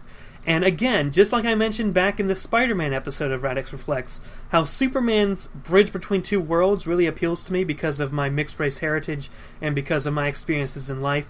That's the very reason I am such an Aquaman fan, is because of that focus, because of that take on Aquaman. How he's a bridge between two worlds who's not accepted properly, fully 100% by either of them. Those stories are ones I can really relate to. Those stories, I live for those sort of stories. Aquaman and Superman provide those stories, and I don't see them in the DC Extended Universe. You can't do it justice in Aquaman just because of the character design and characterization. The personality of Aquaman is completely different too, but the character design and characterization of Aquaman in the DCEU doesn't work for that story. Now, you kind of see Superman's bridge between two worlds story in the extended universe, but I don't think it's done well. Okay, so Suicide Squad, Wonder Woman. Wonder Woman was good. The only one that really counts. It's good, solid Wonder Woman movie. Next, Justice League. I hate Justice League, and that's not because Justice League's a bad movie.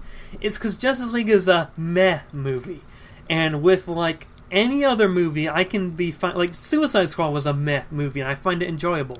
Justice League's a meh movie, but I hate it because it's a Justice League movie. The first time the Justice League is on the big screen, the Justice League, Superman, Batman, Wonder Woman, Flash, what should be Green Lantern, Aquaman, the greatest superheroes that people knew about long before Iron Man showed up on the scene with his movie. The DC heroes, I think, I like the DC heroes much more than... I like the DC characters much more than I like the Marvel characters. Which is weird. And I know people say you can relate better to the Marvel characters, but I relate more to the DC characters. Simply because you have Batman, who's an introvert, analytical brooder, which is basically me. You have Superman and Aquaman, who have the bridge of bridging both worlds. You even get that with Wonder Woman to some extent. You have Hal Jordan, Green Lantern, who is serious sometimes, but he can't be serious too long before he has to crack a joke every now and then. I relate so much more to the DC characters than I do the Marvel characters. Like, I don't really relate to Captain America. I don't really relate to Iron Man. I don't relate to the Hulk. I don't relate to Spider-Man. But the DC characters I definitely do. But Justice League. Why would the greatest heroes created in the American mythos is just a meh movie? It just disgusts me. A Justice League movie should have been on the level of Avengers, if not better. Avengers is a great movie. It's kind of brain dead. There isn't much to explore with Avengers rather than just let's bring all these superheroes together and then they fight stuff. But it's still a fun movie. Justice League, man. Flash isn't the Flash from the comics. And again, all the Marvel characters from the MCU are just like their comic counterparts, with enough tweaks to make them work on the movie screen, relate to a wider audience, but still keep their core character. That can't be said the same for the DC extended movie universe characters. Superman isn't Superman, Batman isn't Batman, Flash isn't Flash, Aquaman isn't Aquaman. Wonder Woman is Wonder Woman. It's just sometimes I can't stand Wonder Woman's accent in the movies. Sometimes I think her acting is a bit her acting is either really good or subpar. There's rarely an in-between moment with Gal Gadot or Gal Gadot, or however you pronounce it. I actually liked Cyborg in Justice League. But I don't think he felt like Cyborg either when it comes down to it. Just, oh man, Justice League makes me so disappointed and sad. I joke all the time about how I think the Cuckoo universe is terrible, especially my kindergarten and middle school stuff. I unironically think a lot of the Cuckoo Universe stuff is better than the DC Extended Universe, which is saying something. I think I get the characters better. I think my interpretation of the characters from my elementary and middle school stories are better than the DC Extended Universe stories, how they interpret the characters. And my Batman killed a dude in his first appearance. That's as off base of Batman as you can get. Although I guess Batman in the DC Extended Universe is a serial murder too, isn't he? So there's that. One day in civics and economics when I was in high school, we came across a term in the textbook called cost opportunity, or opportunity cost. It was in the economics section. It's for everything something... It was in the context of business, that every time a business works on making a product, all the time put into making that product is time not put into making any other product. So that product better sell. That product better do well, because if it fails, they could have spent that time working on a product that could have done better. And opportunity cost is something after I heard about that sort of changed my life. I sort of thought, every time I'm doing something, it better be worth it, because I only have a limited amount of time on this earth.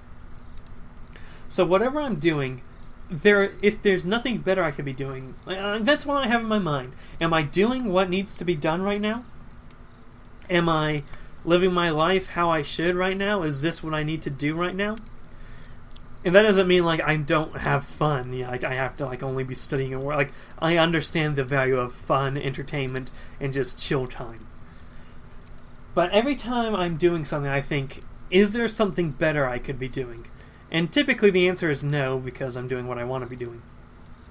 But whenever the answer is, I could probably be doing this, I immediately stop and go do the other stuff, because opportunity cost is important to me.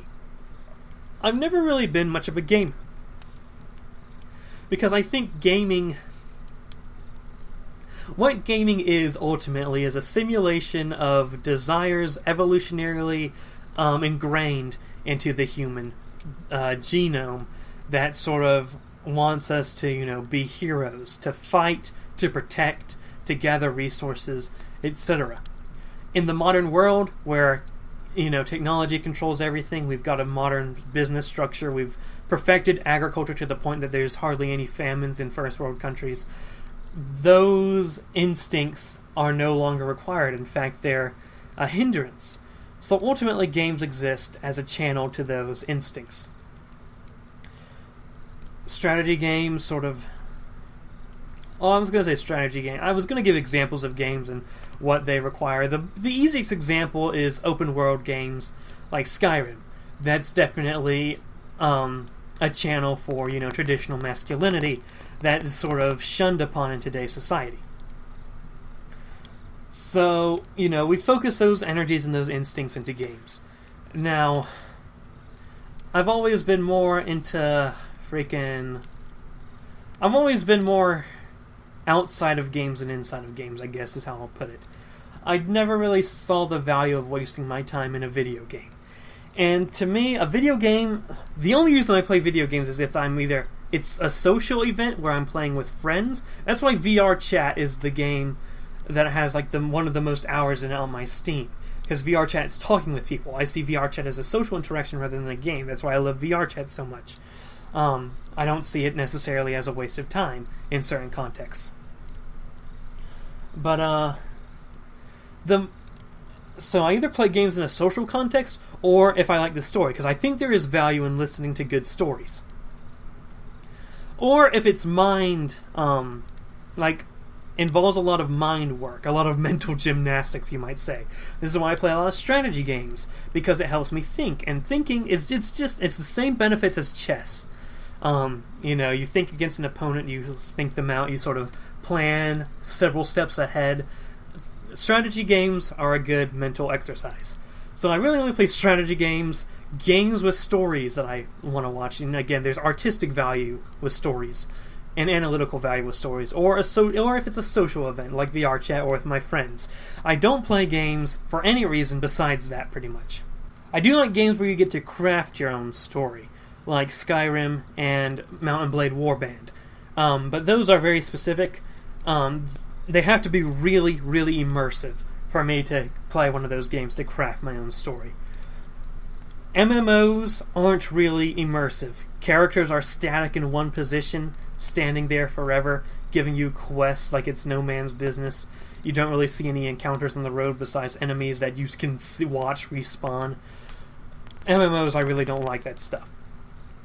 But the most insulting thing in a game that you can put in it, I think, is grinding. This is why I think I stopped playing Pokemon a long time ago, is because you need to grind to get better levels for your Pokemon.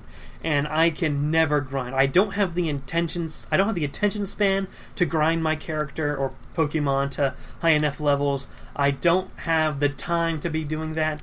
And when I'm just grinding, there's no story value, there's no strategy value, there's no social value.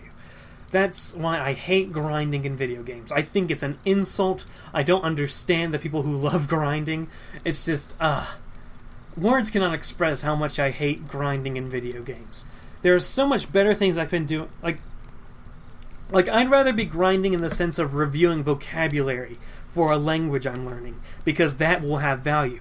Let's say you spend 100 hours grinding in a video game to get your character to the top level to beat a boss or something. When you look back on it 5 years from now, how useful were those 100 hours to you? Meanwhile, spend 100 hours grinding through some flashcards for some vocabulary for a language. 5 years later, you might be speaking that language, you know? So, and it's like those words you learned were valuable.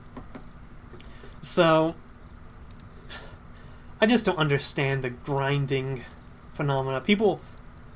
And I understand that a lot of people don't like grinding. It's just that there's the fact that there are some people out there who enjoy grinding in video games, and I will never be able to understand that mindset as long as I live. It goes against my ideas with how you should live your life by being conscious of opportunity cost. It goes against my idea of, doing everything you can do to better yourself, whatever. It's just... Man... I don't know what I was... I'm sure I had a more full of energy rant, but I've recorded 4... No, not even 4. 6? This is the 6th Radix Reflects video I've recorded today, so I'm kind of tired. But, yeah. Grinding's a mess. I almost prefer transactions in games better than grinding. If there's... They need to put a little warning on games saying, we'll need to do grinding to successfully complete this game, or at least to complete it better with ease. And I'm like, oh, I'm out of here. You and me tutoriata no wa boku no yuki aru kodo phase. Hello, everybody. Welcome to the... I guess you guys don't really see a divide between sessions of recording Radio Radix, do you? It just sort of pops out. I'm beginning a new session. I plan to record 4 today, and this week might be the last week of Radix Reflects, because Radix Reflects, if you go back to the first series, or the first episode, or the 0 episode, really, I talked about how Radix Reflects pretty much ran as a daily show alongside my Transformers lore uploads, because I had a playlist with every single one of my videos in it, and I didn't want a huge chunk of that playlist just being uninterrupted Transformers. So I think I run out of Transformers re-uploads this week. So this might be the last week of Radix Reflects. If I'm wrong, then I'm wrong and this keeps going, but I might not be wrong, I may be wrong, but for all I know, I may be right. So let me just check my topics list, see if I have anything I want to talk about. I know what I could reflect on. Let me see if there's a Tumblr tag for it. Oh wow, for once Tumblr has failed me regarding looking up Tumblr tags. Oh well. Let me look through my topics list on my notepad to see if I have any good things. Alright, making content for YouTube. So Instagram TV came out relatively recently, at least at the time of recording this. By the time this comes out, it'll probably be old news. But people, and by people I mean a very small handful of YouTubers are making content for Instagram TV. And they're saying, they had to change how they do it because it's a vertical oriented platform. And, they didn't really have a schedule because they don't know how the algorithm works. And that got me to thinking, for most YouTubers, and even for me, is the content I'm making, if the algorithm for YouTube changed, would I change my content? And I talk about the old internet a lot, and that's because I really like the philosophy of the zeitgeist, maybe, of the mindset of the old internet, where if you were an online personality, you did things because that's what you wanted, and you just happened to grow from it. YouTube, there's the algorithm question. There's the people who want to become, big online people, want to be promoted by the platform, but in order to do that, you have to follow the algorithm. Which makes me wonder how many YouTube personalities would be doing something different with their content if there was no such thing as a YouTube algorithm. Now, I'm not sure how YouTube without an algorithm would work. I don't know how they'd be able to tell what videos to be suggested and stuff like that. But just, let me pull a John Lennon here and just imagine all of the people doing content the style they want. So the prompt I have written for myself is, would you change your content, or are you making what you like and using YouTube as a platform? That's right. Should the philosophy of people on YouTube be that they're using YouTube and they're trying to be YouTubers? Or is it that they're just online content creators that just happen to be using YouTube as a platform? And I think there is some strong nuance between the term YouTuber and content creator. I use both interchangeably. Again, I talk about this in another video, but I just tend to use words that are used in the public lexicon, regardless of how I feel about them or not. But I do think there is nuance, and there's two different separate... Content creators are not always YouTubers, and YouTubers, in a sense, aren't exactly content creators. YouTubers, when I picture a YouTuber, or rather, when we break down the term YouTuber, it means someone using YouTube, possibly professionally, depending on how far you want to take this definition. They're, the foot soldiers of YouTube. They're tied to YouTube. They are YouTube.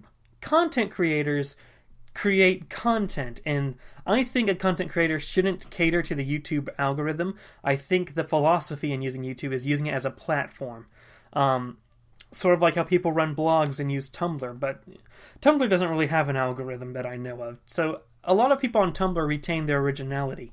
But if they had this system that promoted specific blogs, depending on how often you posted or something, then I could see Tumblr going in a different route. That would actually change the what's the word? The surface, the face of Tumblr, depending on how. I'm starting to ramble. Let me recollect my thoughts for a second. It would change the face of Tumblr because people would be changing how they do blogs. But because of how free-form style Tumblr is right now and how much freedom they give its users, you see a lot of different diversity in content on Tumblr. YouTube, not to the scale of Tumblr, because people are trying to follow the algorithm. So content creators, do what they want, I guess. And I consider myself, when we take the nuances of those two words, I definitely consider myself a content creator and not a YouTuber at all. I do streams, sometimes on Twitch, but most of my streams are on YouTube. But on top of that, I use Twitter pretty frequently, and I don't just use Twitter to promote my YouTube stuff. My Twitter is very much a online personality type Twitter account. Discord, I really like the Discord server, and I guess I create some content there as far as writing goes, since I write, these stories. I actually come to think about it, I have a lot to say about what I want to do with the Cuckoo universe coming up. I don't know if me ranting about that would be spoiling it. Oh no, I'll leave it alone for now. But, I'm a writer. I write online. Is that okay? Is it okay for me to say I'm a writer? That seems like a big term, a very generous use of the word to refer to me. When you think writer, you think of Shakespeare and Stephen King, not Commander Radix writing Cuckoo Universe number 18 or whatever. I'm trying to get better with my writing, but yeah, and you also have the history channel in the Discord server. You have that my content on YouTube is spread out into different channels. I do think I would fall better into the category of content creator than YouTuber. So it's just an interesting mental exercise to just think about if YouTube didn't have an algorithm and went freestyle like Tumblr did. how different would the content be on YouTube? That's something I'm curious into looking out at. Your favorite YouTubers, what would they be doing? How much does the fact that they're working on YouTube affect their content? How much is the platform hosting content, and how much is the platform influencing content? I guess is something I like to think about every now and then. And I wish I had any more insightful thoughts on this, but it's so far out there. It's so almost abstract thinking that it's hard to make any assumptions because it's just so, unfeasible. An algorithmless YouTube, but moving on. Throughout human history, we as a human race have been struggling with the concept of death. Because the concept of death is kind of scary, isn't it? That everything we know will one day be gone. And I don't mean everyone we know will die, Do You Realize the song style. But I mean that we will die, and everything we know is existence, We don't know, we can't comprehend a state of unexistence for ourselves. But that's the ultimate conclusion that will happen to us, and if you think of it on a time scale, even 100 years isn't really that long, if we're one of the few who live to be 100. Likely will be somewhere between 70s and 90s. And that's just a handful of decades, and think of how many decades have passed for you already. I don't know how many people watching this are under the age of 10, though. But, it's just impossible. Our lifespans are incredibly short, at least the way I see it. And what was the topic again? Oh, yeah, okay. But throughout history, people have been trying to make their mark on the world so they will be remembered after they die. Because, in a way, if you're remembered, then you're immortal. Your thoughts, your ideas, you as a person will be heard of for generations upon generations. Think of Julius Caesar. Think of how long ago Julius Caesar died. Yet his influence is seen in every Roman successor state, all throughout the city of Rome itself. The legacy of Caesar has been preserved in other later royal families like the Kaisers or the Tsars. It's just Julius Caesar died a long time ago, still remembered to his day. Plays are done about him. Books are written about him. People are researching him. And it used to be you had to be such a big figure like Julius Caesar to be remembered. But now with the internet, it doesn't take much to be remembered in the fact that if you're a big enough YouTuber, I guess, or not just YouTuber, but if you just put a video online, even even my Attack on Titan Let's Play from way back in 2015 gets one view every now and then. So after I die, not only is the Attack on Titan videos going to be viewed every now and then, but all my videos are going to get a view every now and then. And you have videos from impersonal stuff like the Transformers lore series, but to more reflective, introspective such stuff like Radix Reflects, like Radio Radix, like a lot of my commentary videos. All the work I put into editing videos are out there and will be there long after I'm gone. So, in a way, I've kind of achieved what many people would say the meaning of life is to be remembered. And in a way, I guess I've kind of achieved the meaning of life. I don't exactly think that's the meaning of life. Maybe that'll be the final Radix Reflects video.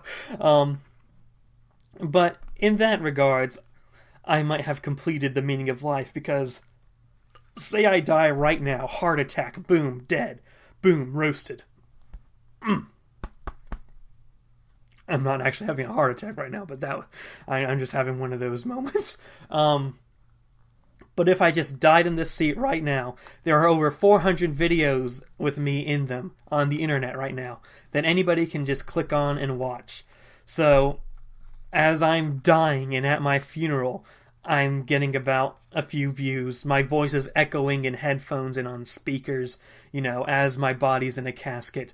As my body's in a grave, people are still going to be looking at me, footage of me, doing the whip and nay-nay. A year after I'm dead, people are going to still be clicking subscribe in the like button because they heard me say an idea that they like and decide, hey, we'll join up with this and not be aware that I'm dead. 2 years, 3 years, 5 years, 100 years after I'm dead, one person might find, oh, here's an old YouTube channel back when YouTube was really big. Let's click that. Oh, look at this dude introducing himself in a freaking mask. speaking Japanese before rambling about being an advice god. Okay, that's interesting. And then, like, that's 100 years, like a century, 2 centuries, assuming humanity ever reaches the stars, my voice will be echoing across time forever until the death of humanity. And not even just till the death of humanity, till the death of the internet. You know, who knows if an alien race is going to find, like, the last human ship that's destroyed, and they just turn on the computer and turn on the servers and find the internet, and like, oh, what's this Commander Radix video? And isn't that weird, how much we're going to be remembered? People broadcasting themselves on the internet. And I've always said YouTube will be an important thing for historians to study, like maybe 100 years from now. But even then, you can study things like 9/11 and the post-9/11 world and that sort of history by just using YouTube. Looking at vlogs at the time, looking at opinions, and especially as YouTube progresses, more and more people are joining the platform, more and more people are talking about important historical subjects. YouTube is going to be a gold mine for historians in the future. So everything we say on the internet, you know, you have the old saying that everything we say on the internet stays there forever, and that really is true to some extent, because, you know, after you die, everything's out there. Think about Total Biscuit, who died relatively recently. All his videos are still up to my awareness. I never watched Total Biscuit. I'm assuming his videos are still up, but you can still hear his voice, still see him thinking, still see him giving his ideas. The editor for Game Theory that died recently, you can see his work is still up there with his editing for Game Theory videos. And he had a YouTube video series talking about stuff. So they're gone, but they will never be forgotten. They might become irrelevant, you know, because, you know, you can't exactly make regular content after you die. But they won't be completely forgotten ever. Someone is going to find someone's going to find your old records. Think about if you have children, and they have children, and they have children. Like your great-great-great-great-great-great-great-grandchild could be watching your videos right now. In fact, to my great-great-great-great-great-grandchildren, if you ever exist, are you seeing this video? How weird is it to be seeing this video? Do you even speak English at this point? Especially seeing as, again, I don't really have any plans to have children, but I don't exactly have a disdain towards children. I used to say, I'm never having kids, but now I'm not conscious of never having kids. It's just if it happens, it happens. But, you know, considering I'm planning on moving countries where they don't speak English, I don't even know if my great-great-great-great-great-grandchildren, if they exist, even speak English. So that's going to be interesting.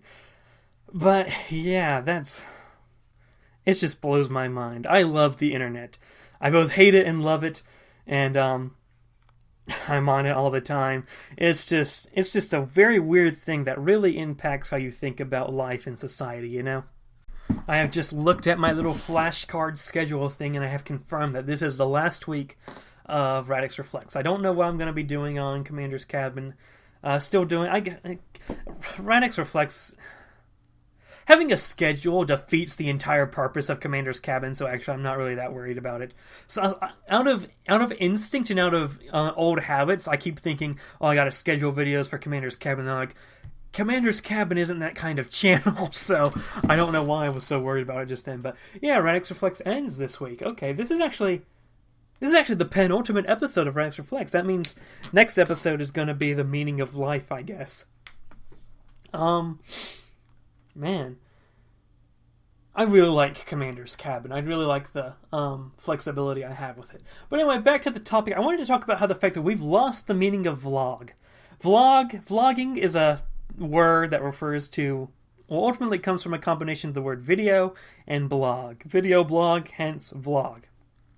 However, in the modern day lexicon, I see there are a lot of Radix Reflects episodes where I'm just breaking down the actual meaning of a word and talking about how we don't use it correctly. But vlogs, when you think of vlogs, you think of Casey Neistat. You think of people walking through a city, you know, with their cameras on a selfie stick talking about what they did that day. That's more of a, like, video diary, I'd say, a video record. A video diary, a viary, if you will. A vlog is video blogging. And if you think of blogs, blogs aren't exactly diaries either. There can be all sorts of blogs, ARG blogs, like the Leo Spitz blog from the Revenge of the Fallen production material. Blogs can be like talking about a specific fandom, a specific work of fiction. Could be an analysis blog, could be a history blog. Blogs can be about anything. Blogs, let me look at the etymology of blog, because I don't actually know that. Blog etymology. What does blog actually mean? Oh, blog is short for weblog. Oh, it's short for web, as in the internet, and then log. A logging of something. I guess in that regard it is more like a diary. But blogs have become widespread. Vlogs are anything in video format. The fact of the matter is, documentaries are vlogs, YouTube videos are vlogs, every YouTube video is a vlog. Anything video is logging something, So, I typically use the term vlog when it's like, I call them commentary videos now, but like my Advice God stuff, my Matt Tracker videos where I'm talking to the camera when I was starting to break out into that phase, which I think is the most long-staying trend on the Commander Radix channel. Other types of content come and go, but you can't beat the good old standing in front of a camera and talking to it about a subject. I call those vlogs just because it separates them from other terminologies like Let's Plays or lore videos. I think I was much more passionate about this subject when I wrote it down, but now that I'm talking about we used the word vlog wrong. So half of these things I write down, I just lose. I think the next Radix Reflects shouldn't be about the meaning of life. It should be about reflecting on Radix Reflects. So I think that's what we'll do. Am I done with this? This is probably a relatively short one. I've lost the script. But, I don't know, just open your mind to thinking of vlogs as something more than just someone walking down the street talking about, what they did today. I turned on the fan because it's too hot to be doing this without the fan. So, of course, we're going to end Radix Reflects on a amateurish note. But I think that reflects the entire series. So this episode of Radix Reflects is the final episode of Radix Reflects. We've ran out of Transformers lore re-uploads, I believe, at this point in time. Or I could be wrong and just sound like an idiot. But nevertheless, this is the end of Radix Reflects. So I decided I'd take the last episode of Radix Reflects to reflect upon Radix Reflects. We're getting into that meta, analysis. Radix Reflects started back a few weeks ago when I decided to re-upload Transformers lore videos on the Transformers lore channel. Taking influence from Digibro, I was curious to see how many videos would be in my playlist titled Every Video Featuring Radix. So, because he has that Every Video Featuring Digibro playlist, and it's just ridiculously long. Like, how long would mine be? I've never counted out every single video I've been in. So I made the playlist. It came out around to 200, 300. It's 400 at the time of recording, probably larger. Well, I try to update it every Saturday, so I can't remember when these videos are coming out because I'm recording so far in advance. I don't know when this video is coming out, but it is currently July 30th. So, July 30th, 10:56 a.m. And when I was putting this playlist together, I saw that Transformers lore would make up a huge chunk. There'd be a long, uninterrupted section of Transformers lore, and I don't really like my Transformers lore series. So if anyone had the misfortune of looking at this playlist, I didn't want them to see just long stretches of Transformers lore. So I want to interrupt it with a daily series on Commander's Cabin, Radix Reflects. And it was intended to be daily. That didn't work out. Very soon after the first batch, it stopped being daily.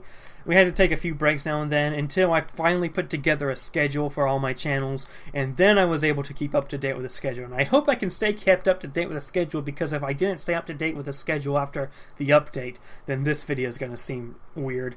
But I think I've learned from Radix Reflects that, I don't know, I think I want to be more open, but at the same time, I try to close myself off more than I think I do. Like, I always think, yeah, I'm free to do what I want. I can talk about whatever I want. But then I had to delete 2 Radix Reflects videos because at the final day I decided let's not release these. It was interesting to see how hard it was for me to make daily content when this is literally unedited to a solid image. So it lets me understand my work schedule better, how I work. That, daily videos is never going to be something I can do easily. I say that, but Commander's Cabin has been steadily daily for a while. But Commander's Cabin isn't quality controlled either. I did think Radix Reflects hurt topics that I could have talked over better in a more proper commentary video with a camera, and I want to be trying to making more of those. In fact, a few probably have come out in between me recording this and me releasing this. And also, Radix Reflects also helped me realize that Commander's Cabin is my favorite channel, the weird cult channel. I don't worry about quality on this channel. This channel is just a thing on the side for people who really like my content and really like my thought process to join me for the ride.